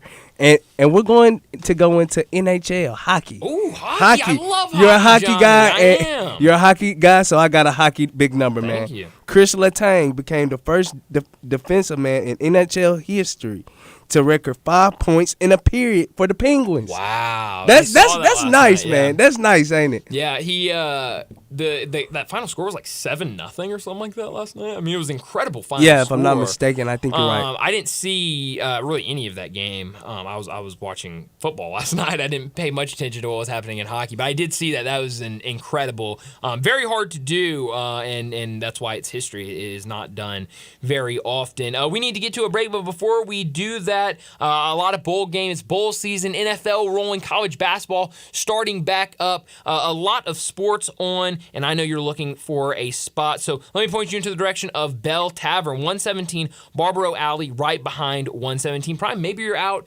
downtown for the parade today for the Liberty Bowl tomorrow. Maybe you're going to the Liberty Bowl tomorrow and want a spot after, maybe later tonight. Bell Tavern is the place to go. It's located right behind 117 Prime. Open from 4 to 11 Wednesday through Saturday and 4 to 8 on Sundays. I know nobody likes a loud bar where you can't hear yourself think, much less talk, but that's the opposite of Bell Tavern. I wouldn't even consider it a sports bar. This is not a bar that you go in, it's loud, it's obnoxious, everybody is yelling and screaming. This is a nice bar that you can go enjoy a gourmet burger, enjoy a cocktail in this quiet, dimly lit bar, and you can really enjoy a night out with your friends. And it's not just their burgers, which are unbelievable. Bell Tavern also has the best bar food in Memphis and the coldest beer in the city. You know 117 Prime, just walk through the dining room and you're at the best bar in town. For more information about our friends over at Bell Tavern, give them a call, 901-249-6580. That's 901-249-6580, or go online to belltavern.com. Let's go ahead and wrap up this second hour. And when we come back, I mentioned the AutoZone Liberty Bowl tomorrow. We had the parade today. A lot of festivities going on for both teams. We're talking Tigers in the next segment with Greg Gaston. Looking for your next car? Give Car Corner a try. Car Corner, located at 2653 Mount Moriah. They specialize in cars under $15,000. Bad credit? No problem at Car Corner. CarCornerMemphis.com. That's CarCornerMemphis.com. They even have cash cars under $7,000. That's Car Corner at 2653 Mount Moriah. CarCornerMemphis.com. Look for the building with the teal green roof. Roofs, roofs, and more roofs. Chris Price here with Metro Builders. Is your roof leaking? Do you have mold stains on the ceiling of your home or business? Is your carrier denying your claim or offering a repair simply because they don't have enough documentation? You need a contractor that performs work for insurance claims for policyholders each and every day, and Metro Builders is here to assist. Call Metro Builders. At Metro Builders, we provide free estimates, consultation, and claim repairs. Metro Builders' process of arriving, inspecting, diagnosing problems, and estimating is second to none, commercial and residential. Our team of Hague-certified technicians are standing by to assist you with providing estimates and photos to your carrier to document your loss. All you owe is what your policy states. No large fees on top of the final scope. We use high-grade materials and are certified by companies like Atlas, CertainTeed, Owens Corning, and Mulehide with labor warranties up to 50 years on all of our jobs. Metro Builders provides roof repairs across the Mid-South. Call Metro Builders to schedule your inspection free. Call me. 901-375-1717. That's 901-375-1717.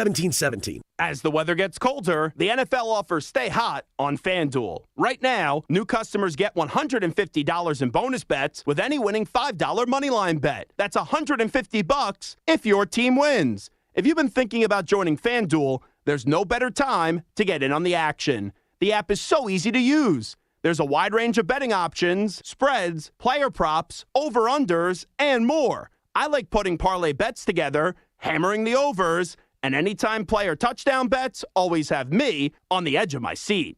So if you're ready to do the same, visit FanDuel.com/win and kick off the NFL season. That's FanDuel.com/win.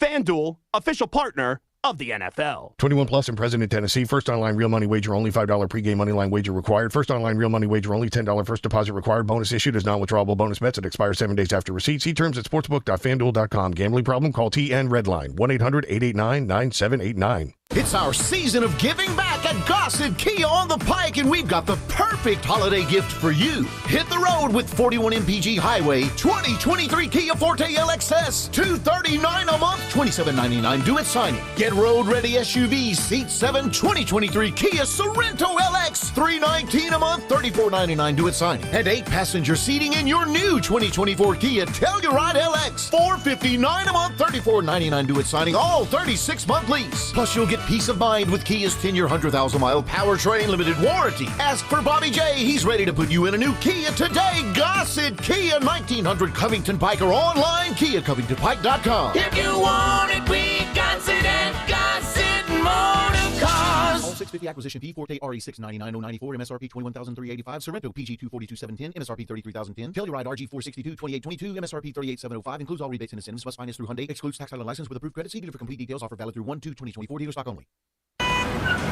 Sports 56 traffic.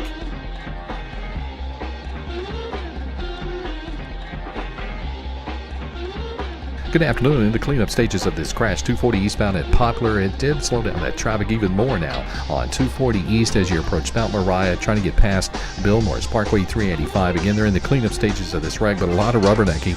240 east at Poplar still wants to run slow in the construction zone. 55 northbound between Macklemore and South Parkway. 24/7 reliable crane and rigging services right here in Memphis. It's Tomahawk Crane and Rigging. Check them out online at tomahawkcrane.com. I'm Commander Chuck with your on-time traffic. We are Sports 56, WHBQ Memphis, and W253 DF Memphis. Flynn Broadcasting Stations. Oh, yeah. From the Tigers sideline, it's Tigers Talk with Memphis broadcasting legend Greg Gaston. Hear Greg weekday mornings on Sports 56 Mornings, along with Eli Savoy from 7 to 10, right here on Sports 56 and 98.5 FM. On Twitter X at Greg_Gaston. Here's Greg with Bryant and Brett.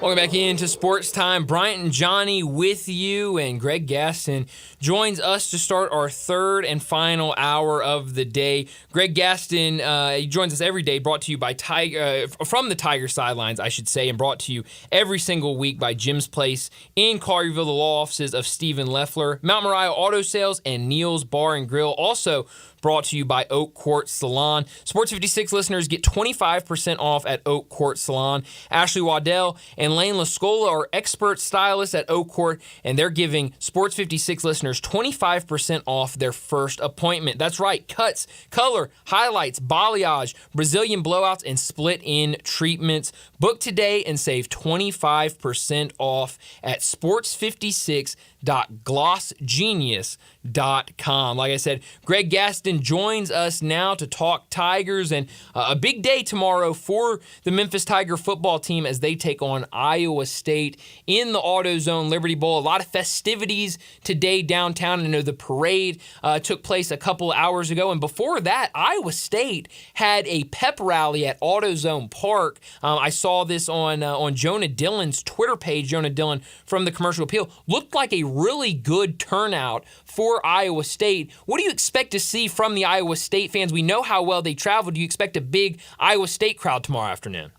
Yeah, good afternoon, gentlemen, and happy holidays to everyone, all our listeners. Yeah, I expect it to be a good crowd. It won't be the crowd we saw in 2017 when Iowa State played Memphis in the AutoZone Liberty Bowl game, but I think it will be a very good crowd. Obviously, looking at that picture and some of the video, it seemed like it's going to be a nice contingent of Iowa State fans. It will be a nice contingent of Memphis fans as well, and then there's the people that support the game each and every year that will be there.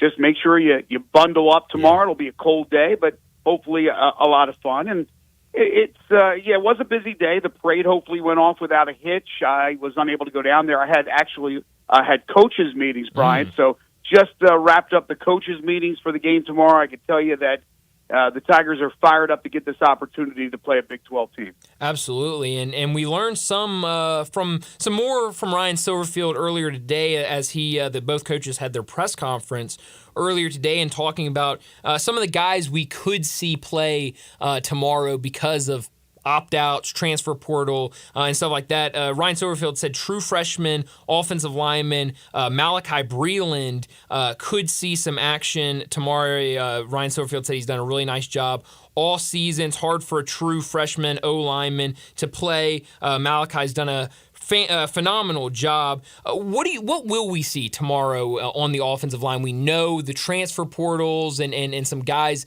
being out. What do you expect to see with the offensive line play tomorrow afternoon? I expect Malachi Breland to not only play, but to start in that game. Wow. Also, I think you'll see a little bit of movement. Xavier Hill will be moved over, but you'll have Gamble back. Jacob Likes in his final game will be playing center. So you're going to have guys that you're familiar with. And, talking to the coaches, obviously the couple of starters, Davian Carter and McCaleb Pounders, that left. It's disappointing, but it's also understandable in this day and age of the transfer portal. But they feel very confident in who will be suiting up tomorrow. So I don't believe that they feel it's going to be that much of a difference that while it is a little bit of a hit, it won't be that detrimental to the team. Yeah, and we learned yesterday, we've been wondering who was going to take over defensive coordinator duties for this bowl game with Matt Barnes leaving for Mississippi State. Sounds like Jordan Hankins will fill in tomorrow in the bowl game. What do you expect to see from this defense? Because we know when a coordinator leaves, when a coach leaves for a new place, you could see some guys maybe, feel a little disappointed about that. But then also when you have an interim step in, you could also see those guys rally around that coach and really play all out. This is a defense that has struggled at times this season, giving up kind of big chunk plays against a really good and explosive Iowa State offense. What do you expect the defense to look like tomorrow? Yeah, look, it'll be a big challenge for the defense, but when you have Coach Hankins and you have Coach Pope and Coach Clark, you have guys that have been with this program for several years now. The players know who these guys are. Yeah. It's not like somebody came from the outside and they threw him in as an interim defensive coordinator. So I'm sure while they're disappointed but happy for Matt Barnes that he was able to get a new gig at Mississippi State, they're going to be just fine. It's going to be the same system. There might be a tweak or two, but there's not much you can do. In a short period of time, even a couple of weeks in preparation or whatever it was, you're not going to overhaul and revamp the system. Right. It is what it is. You got to go out there. You got to play well. You got to beat your man in man-to-man situations. You have to tackle better. You have to cover better. It's up to the players now. The scheme will be pretty much the same. Tomorrow afternoon against Iowa State. What have you learned about this Iowa State team? What sticks out to you for them, and what should Memphis fans expect to see if they haven't watched this Iowa State team this year? Big, physical, Big 12 team, good defense, well-coached, well-disciplined, huge offensive line. I mean, huge offensive line. They got 4 or 5 tight ends, and one's bigger than the next. So they will try to pound the ball right at Memphis. There's going to be no trickery. They'll line up those receivers or those tight ends as receivers sometimes, and they'll throw it down the field. But this is not some fireworks offense that's going to be chucking it up and down the field. This is a team that's old-school, smash-mouth football. They're going to say, basically, tackle us. If you tackle us, we'll figure out something. If you don't tackle us, we're going to run for daylights. They got a running back now who took over the starting job, who's a redshirt freshman, who averages, I believe it's 8.5 yards per carry. Wow. So that's pretty good. And they have a quarterback in Becht he's established himself as a redshirt freshman. So these are young guys, but they have the experience of having played in some big games this year. So again, I don't think you're going to try to reinvent the wheel. If you're Iowa State, you're going to go into this game and do the things that gave you the success to be in this position in the first place. Well, I think I saw earlier today 10.5 point favorite Iowa State is tomorrow afternoon. What do you expect the final score to look like? Do you think the Tigers can cover tomorrow? I mean, that's a big number for a team playing a bowl game in their home stadium, it seems. Yeah, that's a big challenge. That line continues to go up. So Vegas obviously does not have a lot of faith in the hometown Tigers. A lot will depend on whether or not the Tigers tackle. Yeah. And we know this year there have been some issues at times tackling. Because, again, you got a big bowling ball running back coming at you with big offensive linemen trying to pancake you. So if they're able to run the ball successfully, I think it'll be very tough for the Tigers to win the football game. Whether or not they can stay within 10.5, they've had a lot of close games. They've played the better teams on their schedule very close, like Missouri and Tulane. I think certainly they have a great chance to hang in there. But if they can tackle and play better on defense, which is a lot to ask for because, again, they've had their issues, then I think we could have quite the game. I'll love it if we have anything close to what we saw in 2017 when Memphis almost pulled it off. But think about this. In that game against Iowa State, Memphis only able to score 20. Iowa State was only able to score 21. But there were 11 players from that Tigers team that played in the NFL or are still playing in the NFL. 11 players. Wow. And when you look at the team this year, you wonder, who's a possibility of playing in the NFL. Yeah. It's a lot different as far as the personnel is concerned that was in that particular game But again, in that game, they were only able to score 20 points. So scoring will be at a premium, and they are going to have to take advantage of any mistakes that Iowa State makes. The problem is they don't make too many mistakes. Yeah, well, I'm excited for that one tomorrow afternoon, 2:30 kickoff on ESPN, so it'll be a lot of fun. I'm talking to Greg Gaston. He joins us every week to talk Tigers on the Tiger sidelines. Also, you can catch him on this station every single morning with Sports 56 Mornings with Greg and Eli. Switching gears to the Tigers basketball team. Another win for the Tigers. A little scary for some fans maybe that in the building against Vanderbilt, as Vanderbilt kept it pretty close. The Vanderbilt team that had really, really struggled. But to me at least, and I don't know what you saw, Greg, it seemed like a team that just ran through a gauntlet where they had to play 3 ranked teams back to back to back, and then are playing a Vanderbilt team that is not very good. And on top of that, you're getting a couple days off right after you play Vanderbilt. And I'm pretty sure a couple of those guys had plane tickets after the game to go home and see family. Yeah, you hit it on the head. That's exactly what I saw. This is a scenario that we have seen for years, especially during the years of John Calipari. He would say it to the media all the time. He would caution them. Here's one of those games where we're not razor focused, so we could get upset, and this was exactly the scenario. Now, I don't want to take anything away from Vanderbilt. No. Vanderbilt played extremely well. Yeah. Couple of guys who don't usually get the type of minutes that they got. The little guard, number 5, was tremendous. Memphis had no answer for him. So they stepped up and they played extremely well, which I have to give credit to Jerry Stackhouse for that team not rolling over. And we'll see if they improve once they get to SEC play. But it's going to be certainly tough for them having to play that type of schedule in conference. But they came to play on Saturday and nearly pulled it off, and that would have been a horrible loss for the Tigers. Would have been a quadrant 4 loss at home to a team that has struggled throughout the year. You would have given back a lot of what you have already accomplished. But the bottom line is the bottom line. No matter what the deal is, just win. And they did. And they were able to overcome a couple of guys who were less than 100% as far as their health is concerned. David Jones had to get some IVs after the game. Caleb Mills had been getting IVs for a couple of days leading into that game. We did see the debut of Naquan Tomlin, who did some nice things, but you can tell that he's not ready yet to go 25 or 30 minutes. He's not yet in that basketball playing shape that he needs to be. And Vanderbilt shot the lights out in that game. They shot the ball extremely well. They statistically were not supposed to do that. They did. They stepped up. But again, when it all is said and done, Memphis survived. They got that win. They returned to practice last night. I was actually over there at practice last night in preparation for Saturday's game. And Saturday's another one of those deals. You got New Year's Eve coming up. You got Austin Peay, a team that is 7-7, not a bad team, but not a great team. And after this, you go right into conference play. So it's another one of those deals where if you're not sharp, you can overlook a team who has only beaten you one time in their history, but it's all about you. It's not about them. It's about you. And that's what Penny was stressing with these guys, to be focused, ready to go. They had their chance to go home and enjoy some time with their family, and now they need to be focused for this push towards the NCAA tournament and hopefully a great run. Greg, what most impressed you about the Tigers from that Vanderbilt win?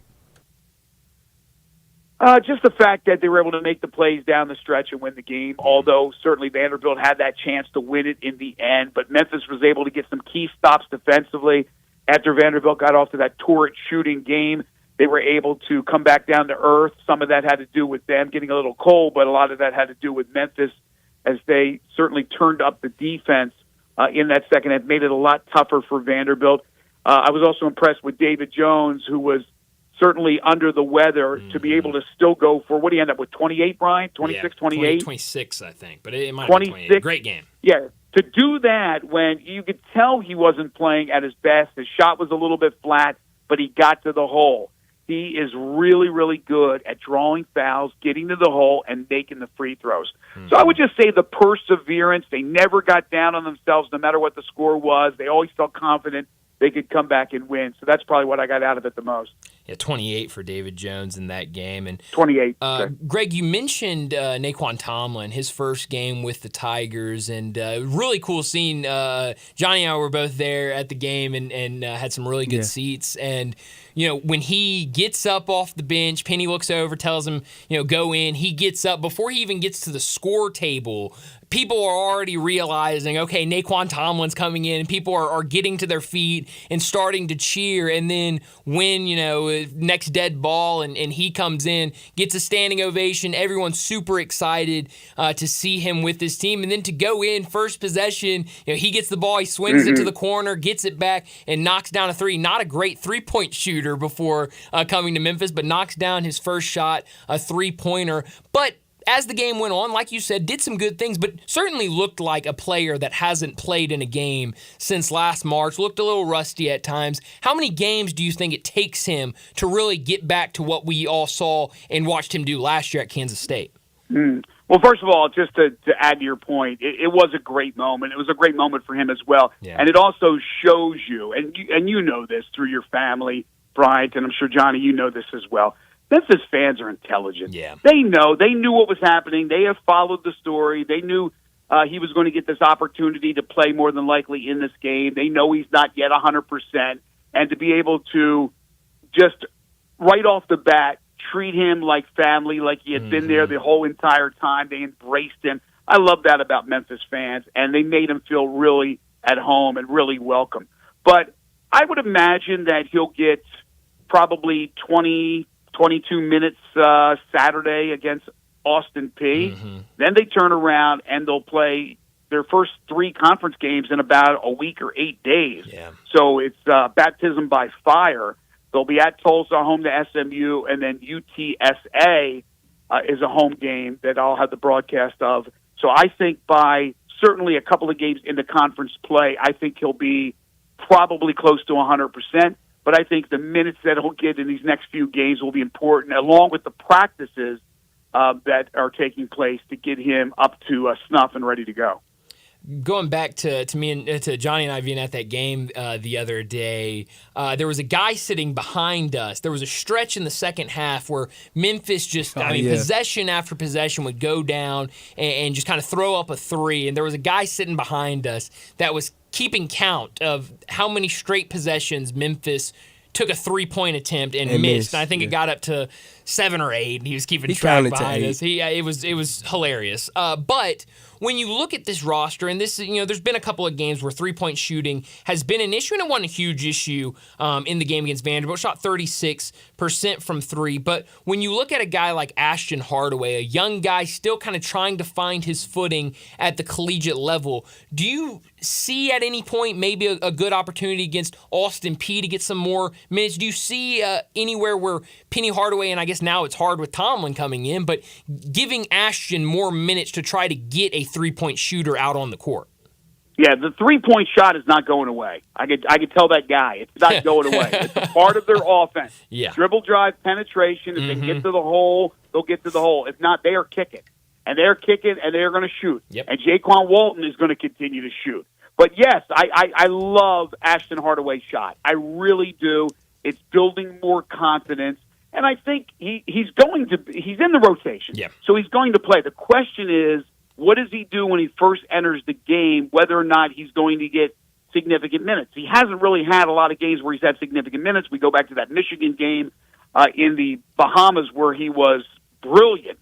He needs to show his dad right off the bat that he is engaged defensively. Yeah. And then if he comes in, hits his first shot, makes some good plays defensively, is in the right spot, communicates well, he'll get more minutes. I see him getting better and better as the season progresses, getting more opportunities, and I believe when it's all said and done, he will be one of the better three-point shooters. He just has a great-looking stroke. Yeah, he really does. And it's fun to watch him. I know there's some other freshmen on this team, but he's the one that's getting minutes right now. It's fun to kind of watch him grow into the system, and as a freshman, starting to get that confidence in his shot. And like you said, a really pretty jumper on him. But Greg, it's going to be a fun weekend with the Tigers tomorrow afternoon in the AutoZone Liberty Bowl. Basketball back in action over the weekend. Enjoy the weekend. A happy New Year to you and your family. We'll do it again next week.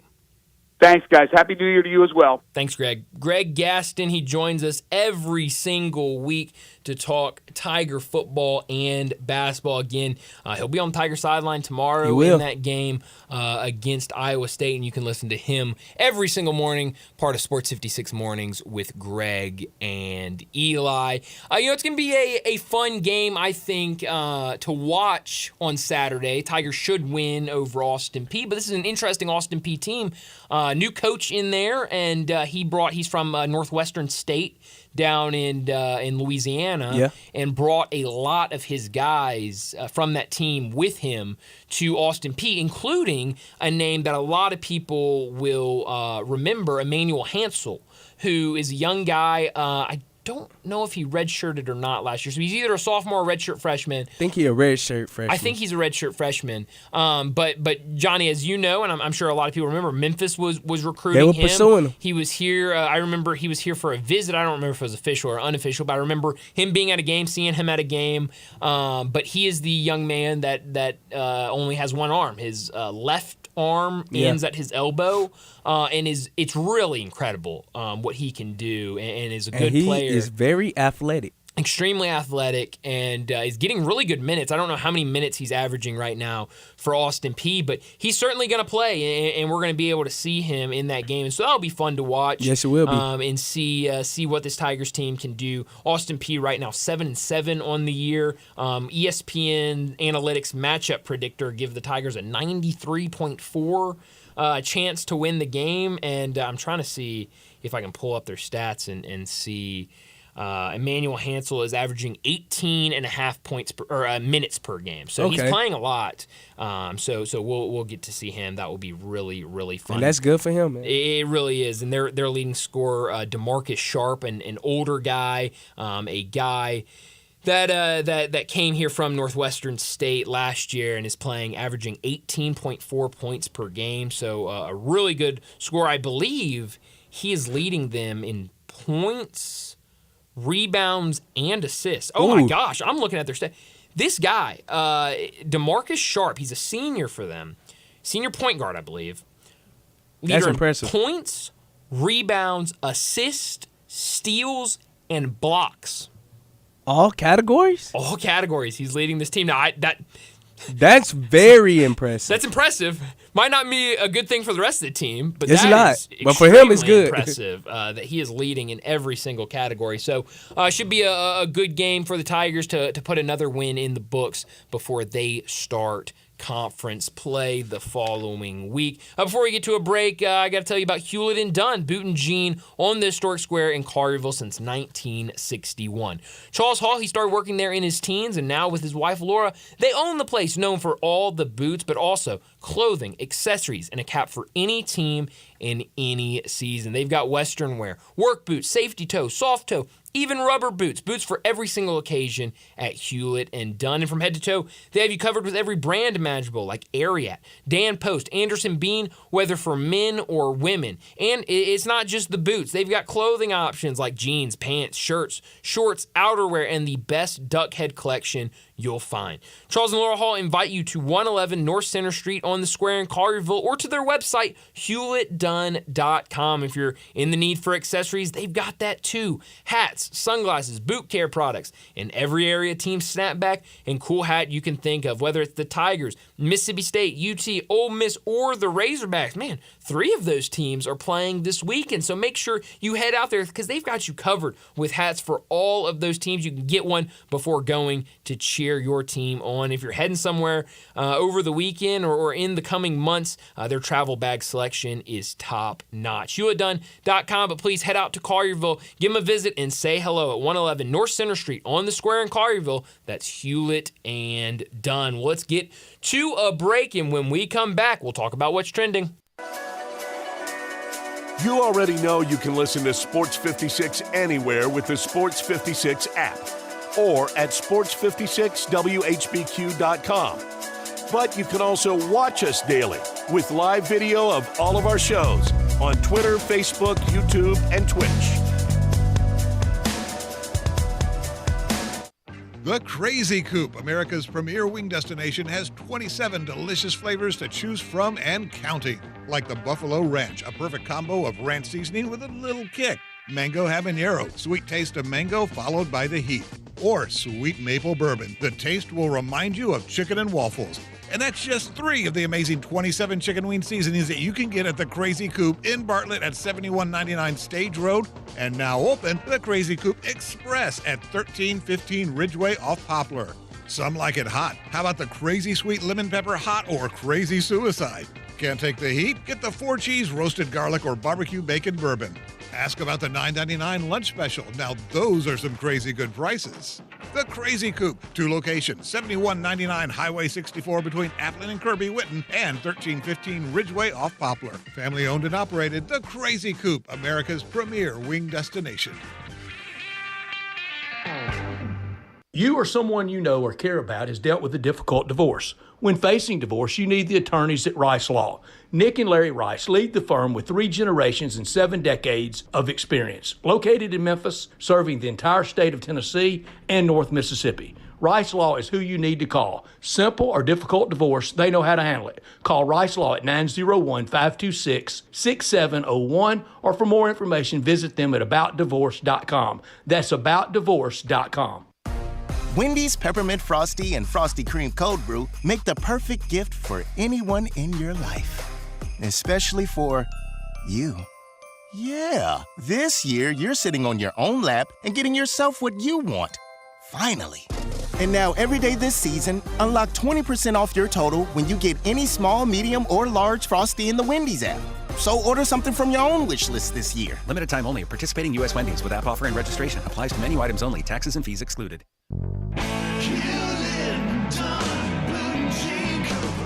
Hewlett & Dunn Boot and Clothing Company, we have it all. From handmade Amish leather belts, fine and casual clothing, boots, casual boots, work boots, fancy boots, and even safety-toed boots. Lots of cowboy hats to choose from, even Nebo lights, good-looking duck head dress shirts, duck head caps, shorts, and pants. Tons of jeans from Ariat, Wrangler, Devil Dog, and Kimes Ranch jeans. At Hewlett & Dunn, we have a great selection of Old South t-shirts and caps. Fine clothing from dress to casual to Sunday best. Enjoy choosing from UFO's orthopedic-approved shoes. Hewlett & Dunn Boot and Clothing Company. Boots of every size, every color, every skin. Great quality Western, work, and safety toe boots. Hewlett & Dunn Boots and Clothing Company. 111 North Center Street, Collierville. Hewlett & Dunn. Hewlett & Dunn, serving you and your family since 1961. Are you wearing a hat that says meat? Yep, it's the final piece of my collection. Your collection of meat hats? My collection of Central Barbecue merchandise. Okay, I've noticed you have a few Central Barbecue t-shirts. A few. I've got a lot of Central Barbecue t-shirts. In fact, I have them all. How many are there? Well, let's see. There's 11 of the basic t-shirts. 11? And like all other cool Central Barbecue merch, they're available at eatcbq.com. Did you just use the word merch in conversation? Not just any merch. CBQ merch. Hats, t-shirts, cups, even kids and baby clothes for when the little me comes along. That kid's going to love Central Barbecue because they have such great merch. Ribs. Sports 56 traffic. Good afternoon. The earlier wreck has jammed up traffic over here on 240 eastbound at Poplar. Again, they're trying to clear it up, but the damage is done. It's just really slow on 240 east there at Mount Moriah as you continue over around Poplar. Once you get past Poplar, the accident scene, it does seem to pick back up to somewhat of a decent interstate speed, but it's just trying to get to that point. Again, now it's slow on 240 east from Mill Branch all the way to 385. Weimer's Jewelry, located 7525 Highway 64, is your full-service, family-owned jewelry store here in Memphis. I'm Commander Chuck with your on-time traffic.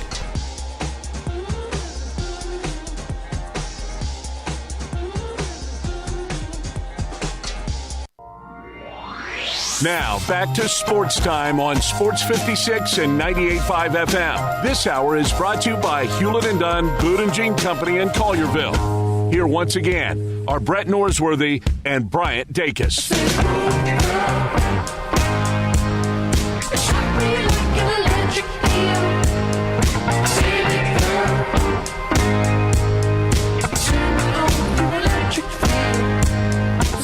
Welcome back into Sports Time. Bryant and Johnny with you. We got less than 30 minutes left in today's show. We got a lot to talk about. During What's Trending, first thing I want to talk about, I just saw this on Twitter, and I wanted your thoughts on it. A couple things I actually saw on Twitter today that I want your thoughts on concerning the NBA and NBA players. Talking about podcasts again and players with podcasts. I didn't know that Shaq has a podcast. Big Pod with Shaq. I haven't heard of that. I haven't either, but I guess it's a podcast that Shaquille O'Neal hosts, and Udonis Haslem was on it. I guess their latest episode that might have come out today. Udonis Haslem states that 90% of NBA players wouldn't be capable of playing for the Miami Heat. Quote, I say maybe 10% of the league could survive in Heat culture. Well, that's a bold statement, but like, Brian, I know you heard how Heat culture is, because there was it escaping my mind right now. I forgot the player. If I'm not mistaken, it was Udonis Haslem. How they had to obey certain rules and regulations over there, and Pat Riley not going for certain things. You got to wear most like a girdle. Right. You got to wear different type of things, ankle braces, and I can see what he talking about from that aspect because. A lot of them guys are pros and they don't want to wear no ankle braces or no girdle or nothing like that. That's like not high school, college type things. I can see what he's talking about from that aspect. Yeah, I mean, it sounds like everything I've heard about Heat culture and their pregame, they treat it like it is college or high school where, they go away and, they are at a different location for, those preseason camps and they do sprints and all this stuff that you probably wouldn't think about an NBA team doing. I don't know, though, if I would say... That's a bold statement. What do you say, 40% of the league couldn't be a part of Heat culture? I mean, maybe. It just seems like a lot. I mean, I don't know. I understand like Heat culture means a lot to them and to that franchise, but I don't know. But UD, he's an unbelievable player and person to just be around, and he's been around so long with that organization. I think he's talking about kind of like the guys, Brian, who beats to their own drum, like a James Harden or like a Kyrie Irving or somebody along that aspect. But still, they still pros, so right. I guess I see what he's talking about in a way. I saw earlier today NBA star Mikal Bridges says he has eaten Chipotle, which I don't like Chipotle, and that's an argument I get into with a lot of people. You talking about the Knicks guard? Yeah, Mikal Bridges said he has eaten Chipotle for 10 years every day for the last 10 years. Gotta be a lie. Gotta be cap. I mean, he missed one day in there. He missed a few days in there. I'm sure this has been. I haven't seen the actual clip. I'm sure this is being taken out of context, and he's just using hyperbole or something. But he's using hyperbole for sure. I do not like Chipotle. Chipotle on a scale of 1 to 10, what would you rate it? Okay, so it's interesting because I'm a Moe's guy. I love Moe's. Okay, I like Moe's too. I love Moe's. I think I'm actually getting Moe's tonight for dinner. Speaking of which, but I tried Chipotle. So a bunch of my buddies in college loved going to Chipotle, and like late at night they'd be like, "Oh, we got to go to Chipotle," and I'd be like, "I'm good. I'll pass." And so then one opened close to where I live, and I tried it out. And I didn't like it.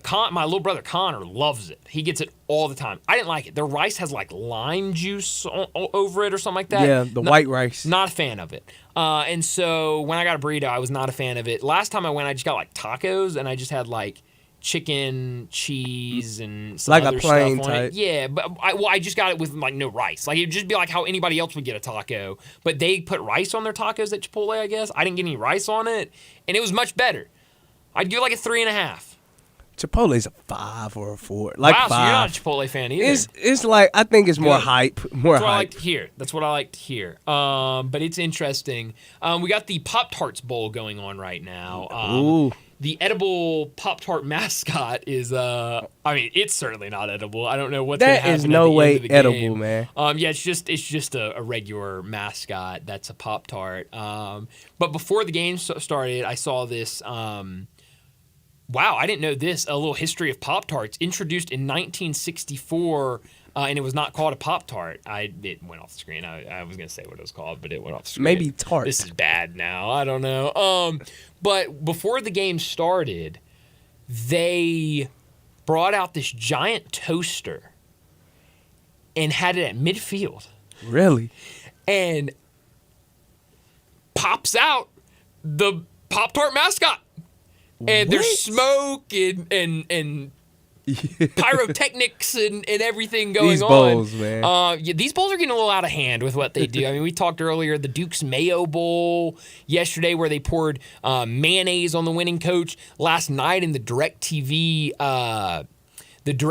Holiday Bowl, they put it to a vote on social media of what should we dump on the winning coach's head. And I don't remember what all was on there, but eggnog won. And so eggnog was poured over Lincoln Riley's head last night. That's crazy. And I guess now at the Pop-Tarts Bowl, the winning team is going to eat the edible mascot, which I think Pop-Tart don't look edible. I almost called you are Johnny, but I was going to say John. Johnny, I think we have been led astray with this bowl because I'm starting to try to put some dots together, and I think, when the first report came out is we're going to have a Pop-Tart mascot, and at the end of the game, it's going to turn into an edible mascot where the winning team will take a bite out of it. And now I'm starting to think, after seeing the trophy where it has 2 slots that you put Pop-Tarts in, I think they're just going to give the trophy to the winning team, and there's going to be 2 Pop-Tarts in there, and the coach is going to take a bite out of the Pop-Tart. That's what I think is going to happen. I think it's going to be super underwhelming, and everybody's going to be disappointed. I've seen a lot of people on social media that are like, the only reason I'm watching the Pop-Tart Bowl right now is because I've got to see the edible mascot and them eat it. Avery Braxton just tweeted that out. The only reason I'm watching this bowl is to see what happens with the edible mascot. I think we're all going to be underwhelmed. I don't think it's going to be anything exciting. By the look of it, I'm just seeing the reflection. That Pop-Tart mascot didn't look edible, man. But it didn't look edible. Not. It did not look edible, man. I mean, I hate to crush your dreams, Johnny, but it's a guy in a suit. Man, that was not edible, man. It's just a regular mascot. But what they've got to do is they got to find something fun to do. Maybe what I'm thinking is he gets back onto the toaster. And he descends into the toaster like you would put a Pop-Tart in a toaster. Yeah. Are you a Pop-Tart in a toaster guy? I'm am not. Well, I've it never depends. eaten a Pop-Tart in a toaster. I ate that one time, and it wasn't the best. The Pop-Tart in the toaster? Yes, it's so overhyped. You're not a Pop-Tart in the toaster guy. You've had it once? That doesn't make you a Pop-Tart in the toaster guy. Once. So I was disappointed. I haven't had it, but maybe he gets back on top of the platform and he goes down into the toaster, and then what pops out is like a giant actual Pop-Tart. Brian, I don't see how they're going to make that happen, man. Well, they got the money for it. But, Brian... these bowl games got to be creative, and that would be a creative thing to do. Brian, I am so disappointed, man, with this bowl right now. Because I'm thinking, how did they make the edible Pop-Tart? How can they make somebody fit in it? That's what my mind was thinking. Now that I've seen this guy walk around in that suit, I am really disappointed. Yeah, I don't know. Really but it's a fun game. Kansas State's up 7-0 over NC State. Here we go. And they just ran a fake punt. Kansas State did and picked up the first down. So they're driving. Currently, we've got some more games tonight. I think only one game after this. I kind of like what they're doing today.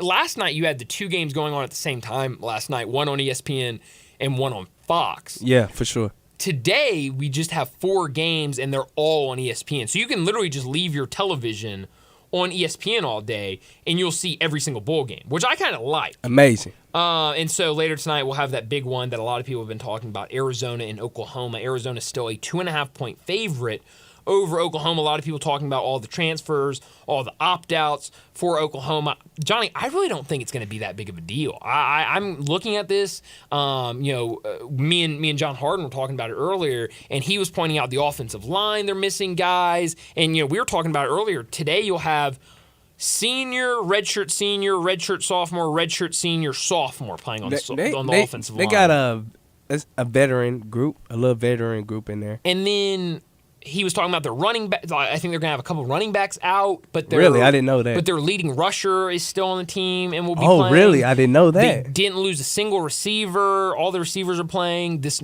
Jackson Man, I Arnold probably guy, should have chose Oklahoma. I mean, I'm starting to think I should have picked Oklahoma. Now, I mean, we could be wrong. A lot of people are coming in on, and betting Arizona, so it might be the right way to go.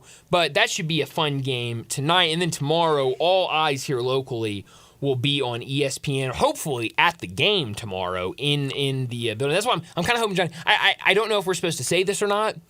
We don't have a lot of listeners tomorrow because I hope everybody is at the game tomorrow afternoon, Memphis and Iowa I'm for State. filling up that Liberty Bowl, I man. am too. Let's make that a hard environment. I am pro fill the Liberty Bowl.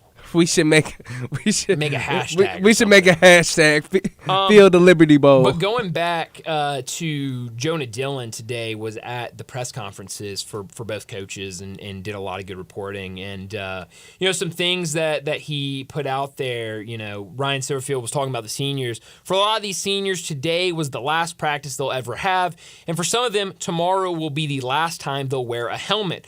I tell them to have fun and enjoy this opportunity, and I bring that up because Jacob Likes is the big one that is going out. He's going to pursue the NFL, and he's entering the draft, but he's going to be playing tomorrow. And this is a hometown guy who has been at Memphis, but there's a lot of other guys that have put out, Johnny, you've seen it on social media, guys that are saying, hey, I'm going to the draft, and next stop, the draft or whatever. But a lot of those guys are electing to stay and participate in this bowl game, which I think is huge for Memphis, and to have those seniors stick around and play in this last game because it's something that you don't see a ton of in college football today. So I'm really excited to see these guys, and I hope that there's a big crowd of fans sending them off. Man, me too, man. And like you said, it's almost like a second senior day. Yeah, it is basically like a second senior day. But like you seen it, like I seen it. Like Jalen Allen, he been here his whole career at Memphis. Simeon Blair coming from Arkansas to being back in the Liberty Bowl because he played in the last That's game. Right, yeah. Kansas and Arkansas. So he been in the Liberty Bowl game before, and they just got a great group of seniors, man, who's just ready to be sent out the right way, and hopefully they get the dub, man. Yeah, no. And fun fact, that's my birthday, so I need them to get the dub. Sure is. Tomorrow's your birthday, a big day for you in a lot of different ways. So it's going to be a lot of fun. We're going to talk a ton about that game tomorrow. We're going to have our regular guests tomorrow afternoon, but we'll also be keeping everybody who can't make it out to that game, maybe can't watch it on TV. We'll be keeping everybody updated on what's going on in that game. A 2:30 kickoff on ESPN, Memphis and Iowa State. But tomorrow, I think a really good slate of bowl games. Clemson and Kentucky start the day at 11 on ESPN. Right after that, I guess during that game, Oregon State, Notre Dame, 1 o'clock on CBS will be a good one. Memphis and Iowa State, like we just talked about. And then to end the night, 7 o'clock on ESPN, Missouri and Ohio State. That's going to be a heck of a game. The Cotton Bowl, like I was saying, that was my hat for anybody that was curious. Hit the microphone while I was looking at the games that were being played tomorrow. I apologize for that.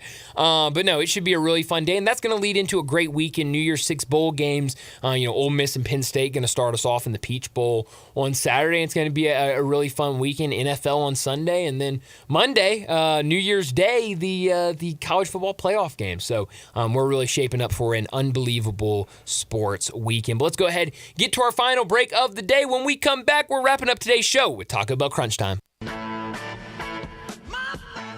Start your day with Sports 56 Mornings with Greg Gaston and Eli Savoy. Weekday mornings from 7 to 10, right here on Sports 56 and 98.5 FM. The season has changed. You know how I know? It's finally here, the Family Leisure Christmas Sale. Excellent deals on pool tables, shuffleboards, and saunas. Oh, we're just beginning. Tired and sore from shopping? Check out the huge selection in stock of hot tubs and massage chairs. Oh, and you can surprise the kids with the best stuff, like a new arcade, a game table, even a play gym. Gifts for the whole family to enjoy and enjoy together. Also on sale, theater seating, outdoor kitchens and grills, patio furniture, and fire pits. Merry Christmas from our family to yours. That's Family Leisure of Memphis. Every year we wait. They always deliver. They've done it again. The Family Leisure Christmas sale is happening at I-40 and Whitten Road. That's 2120 Whitten Road to be exact. That's the place of shopping heaven. Family Leisure, where family and fun all come together. Step up your wings game at East Coast Wings and Grill. With 60 wing flavors and 7 heat indexes, do you have what it takes to turn the heat on your wings up to insanity? East Coast Wings and Grill is family friendly with a large variety menu to satisfy the whole bunch. Sign up today for their loyalty program and taste the rewards. For every dollar you spend, you collect a point. Earn 100 points and receive a $5 reward. Next to Lowe's off Highway 64 in Bartlett, come try America's best wings at East Coast Wings and Grill. Roofs, roofs, and more roofs. Chris Price here with Metro Builders. Is your roof leaking? Do you have mold stains on the ceiling of your home or business? Is your carrier denying your claim or offering a repair simply because they don't have enough documentation? You need a contractor that performs work for insurance claims for policyholders each and every day, and Metro Builders is here to assist. Call Metro Builders. At Metro Builders, we provide free estimates, consultation, and claim repairs. Metro Builders' process of arriving, inspecting, diagnosing problems, and estimating is second to none, commercial and residential. Our team of Hague-certified technicians are standing by to assist you with providing estimates and photos to your carrier to document your loss. All you owe is what your policy states. No large fees on top of the final scope. We use high-grade materials and are certified by companies like Atlas, CertainTeed, Owens Corning, and Mulehide with labor warranties up to 50 years on all of our jobs. Metro Builders provides roof repairs across the Mid-South. Call Metro Builders to schedule your inspection free. Call me. 901-375-1717. That's 901-375-1717. Scott Graham here from Westwood One. Thursday Night Football is coming up from Cleveland with the 10-5 Browns hosting the New York Jets. With Joe Flacco under center, the Browns are on a 3-game winning streak and looking to improve their playoff position. Ian Eagle and Hall of Famer Joe Thomas will call the action on air and on the free live stream sponsored by AutoZone on Thursday Night Football. Right here on Sports 56. As the weather gets colder, the NFL offers Stay Hot on FanDuel. Right now, new customers get $150 in bonus bets with any winning $5 moneyline bet. That's $150 if your team wins. If you've been thinking about joining FanDuel, there's no better time to get in on the action. The app is so easy to use. There's a wide range of betting options, spreads, player props, over-unders, and more. I like putting parlay bets together, hammering the overs, and anytime player touchdown bets always have me on the edge of my seat. So if you're ready to do the same, visit FanDuel.com/win and kick off the NFL season. That's FanDuel.com/win. FanDuel, official partner of the NFL. 21 plus and present in Tennessee. First online real money wager only. $5 pregame money line wager required. First online real money wager only. $10 first deposit required. Bonus issued as non-withdrawable bonus bets. It expires 7 days after receipt. See terms at sportsbook.fanduel.com. Gambling problem? Call TN Redline 1-800-889-9789. Now, back to Sports Time on Sports 56 and 98.5 FM. This hour is brought to you by Hewlett & Dunn Boot and Jean Company in Collierville. Once again, here are Brett Norsworthy and Bryant Dacus. If I go crazy, then will you still call me Superman? If I'm alive and well, will you be there holding my hand?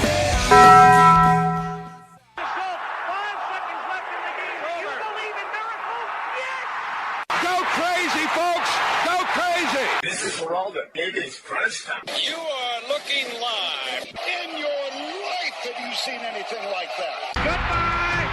Hello, Haskins. It's obviously crunch time. Hammer, nail, coffin. This baby is over. The double steak grilled cheese burrito. So good. Double the steak with nacho cheese sauce, seasoned rice, red strips, sour cream, and the 3-cheese blend wrapped inside a warm flour tortilla, with even more 3-cheese blend grilled on the top. The double steak grilled cheese burrito, it hits the spot now at Taco Bell. And at Taco Bell, when they say they are feeding people's lives with unexpected good, they mean it. Bowl food you can't get anywhere else. Well, Johnny, what I learned today, I learned a couple of things today. Okay. First, in the NFL, Jalen Waddle is expected to miss this weekend's game against the Ravens. There's been a lot of rumors and thought that he might miss the rest of the season, but with 2 games left in the regular season, he is going to miss tomorrow's game. Not clear if he'll be back for next week's game or not. I also learned today, this is some big news on the quarterback scene. Texans quarterback C.J. Stroud, who's missed the last 2 games with a concussion, will play this weekend versus the Titans. So that is a huge return for the Texans, a team that is clearly better when he's on the field. Man, hey, that's amazing. And one thing I learned today, Brian, is some sad news. Illinois guard Terrence Shannon Jr. had been suspended, Brian, for all team activities after a Douglas County in Kansas. District Attorney office issued a warrant for his arrest on Wednesday, man. And that just some sad news, man. And we gotta see what more has to be involved in his whole situation. Yeah, and that's what I could have done without today. It broke about 4 hours ago that Illinois, that's what you could have done without? That's what I could have done without, that Illinois has suspended All-American candidate Terrence Shannon Jr. After he was charged with rape in Kansas, stemming from an incident that took place in September. Just awful to see. I mean, this is the second or third, some situation like this that we've seen in sports just this year, and it is disgusting and it's sad, awful and sad, and hopefully we get more information on this, but like you said, a warrant was issued for his arrest on these charges, and I hope if he is found guilty, obviously you're innocent until proven guilty, but if he is found guilty, I hope that justice is served in this case. Yes, man, I hope justice is served as well. One thing I could have done without, we talked about it earlier, and I even told you took it. Man, it's Chandler Parsons and this whole over-exaggeration about John Morant doing his little dance. That dance come from Louisiana. It's not even about guns or nothing like that. It's about having fun. So I just feel like that it was just unnecessary, and it's just another way to just slander his name in a way. And so that's what I could have done without. Where you beaming tonight, whatever time it is? Thursday Night Football, man. Okay. That's what I'm beaming at. No, you know what? Well, I'm going to beam into Thursday Night Football, but I also got to beam into the Pop-Tart Bowl. I got to see what's going to happen. I got to see what happened, Brian. Where you beaming at? I'm going to beam tonight to this. I'm going to beam 2 places if I can. 8 p.m. tonight, Arizona and Oklahoma, in what should be a really, really fun bowl game. We'll see what Oklahoma can do with some of the injury, or excuse me, some of the opt-outs and transfers that they have with their team. Somewhere else I want to beam tonight, big game on ESPN2. So if you're watching ESPN, you can just go back and forth from ESPN and ESPN2. USC and Oregon on the hardwood tonight on ESPN2. That's going to be a good one. Both of these teams start Pac-12 play. USC has really struggled to start the year, but Bronny James is back, a guy that's giving them good minutes off the bench. But they've taken some losses that I think surprised a lot of people. They're going up against a good Oregon team tonight. 19 college basketball games tonight, as we're getting back to a lot of these teams back in action. After this NC State-Kansas State game, only one bowl game tonight. A handful of some fun basketball games, including Grizzlies and Nuggets tonight. We still don't know if John Morant will play or not. And then, of course, Thursday Night Football, Jets and Browns, that we'll have in about 30 seconds. That's all the time we have. Enjoy your night. We'll do it again tomorrow.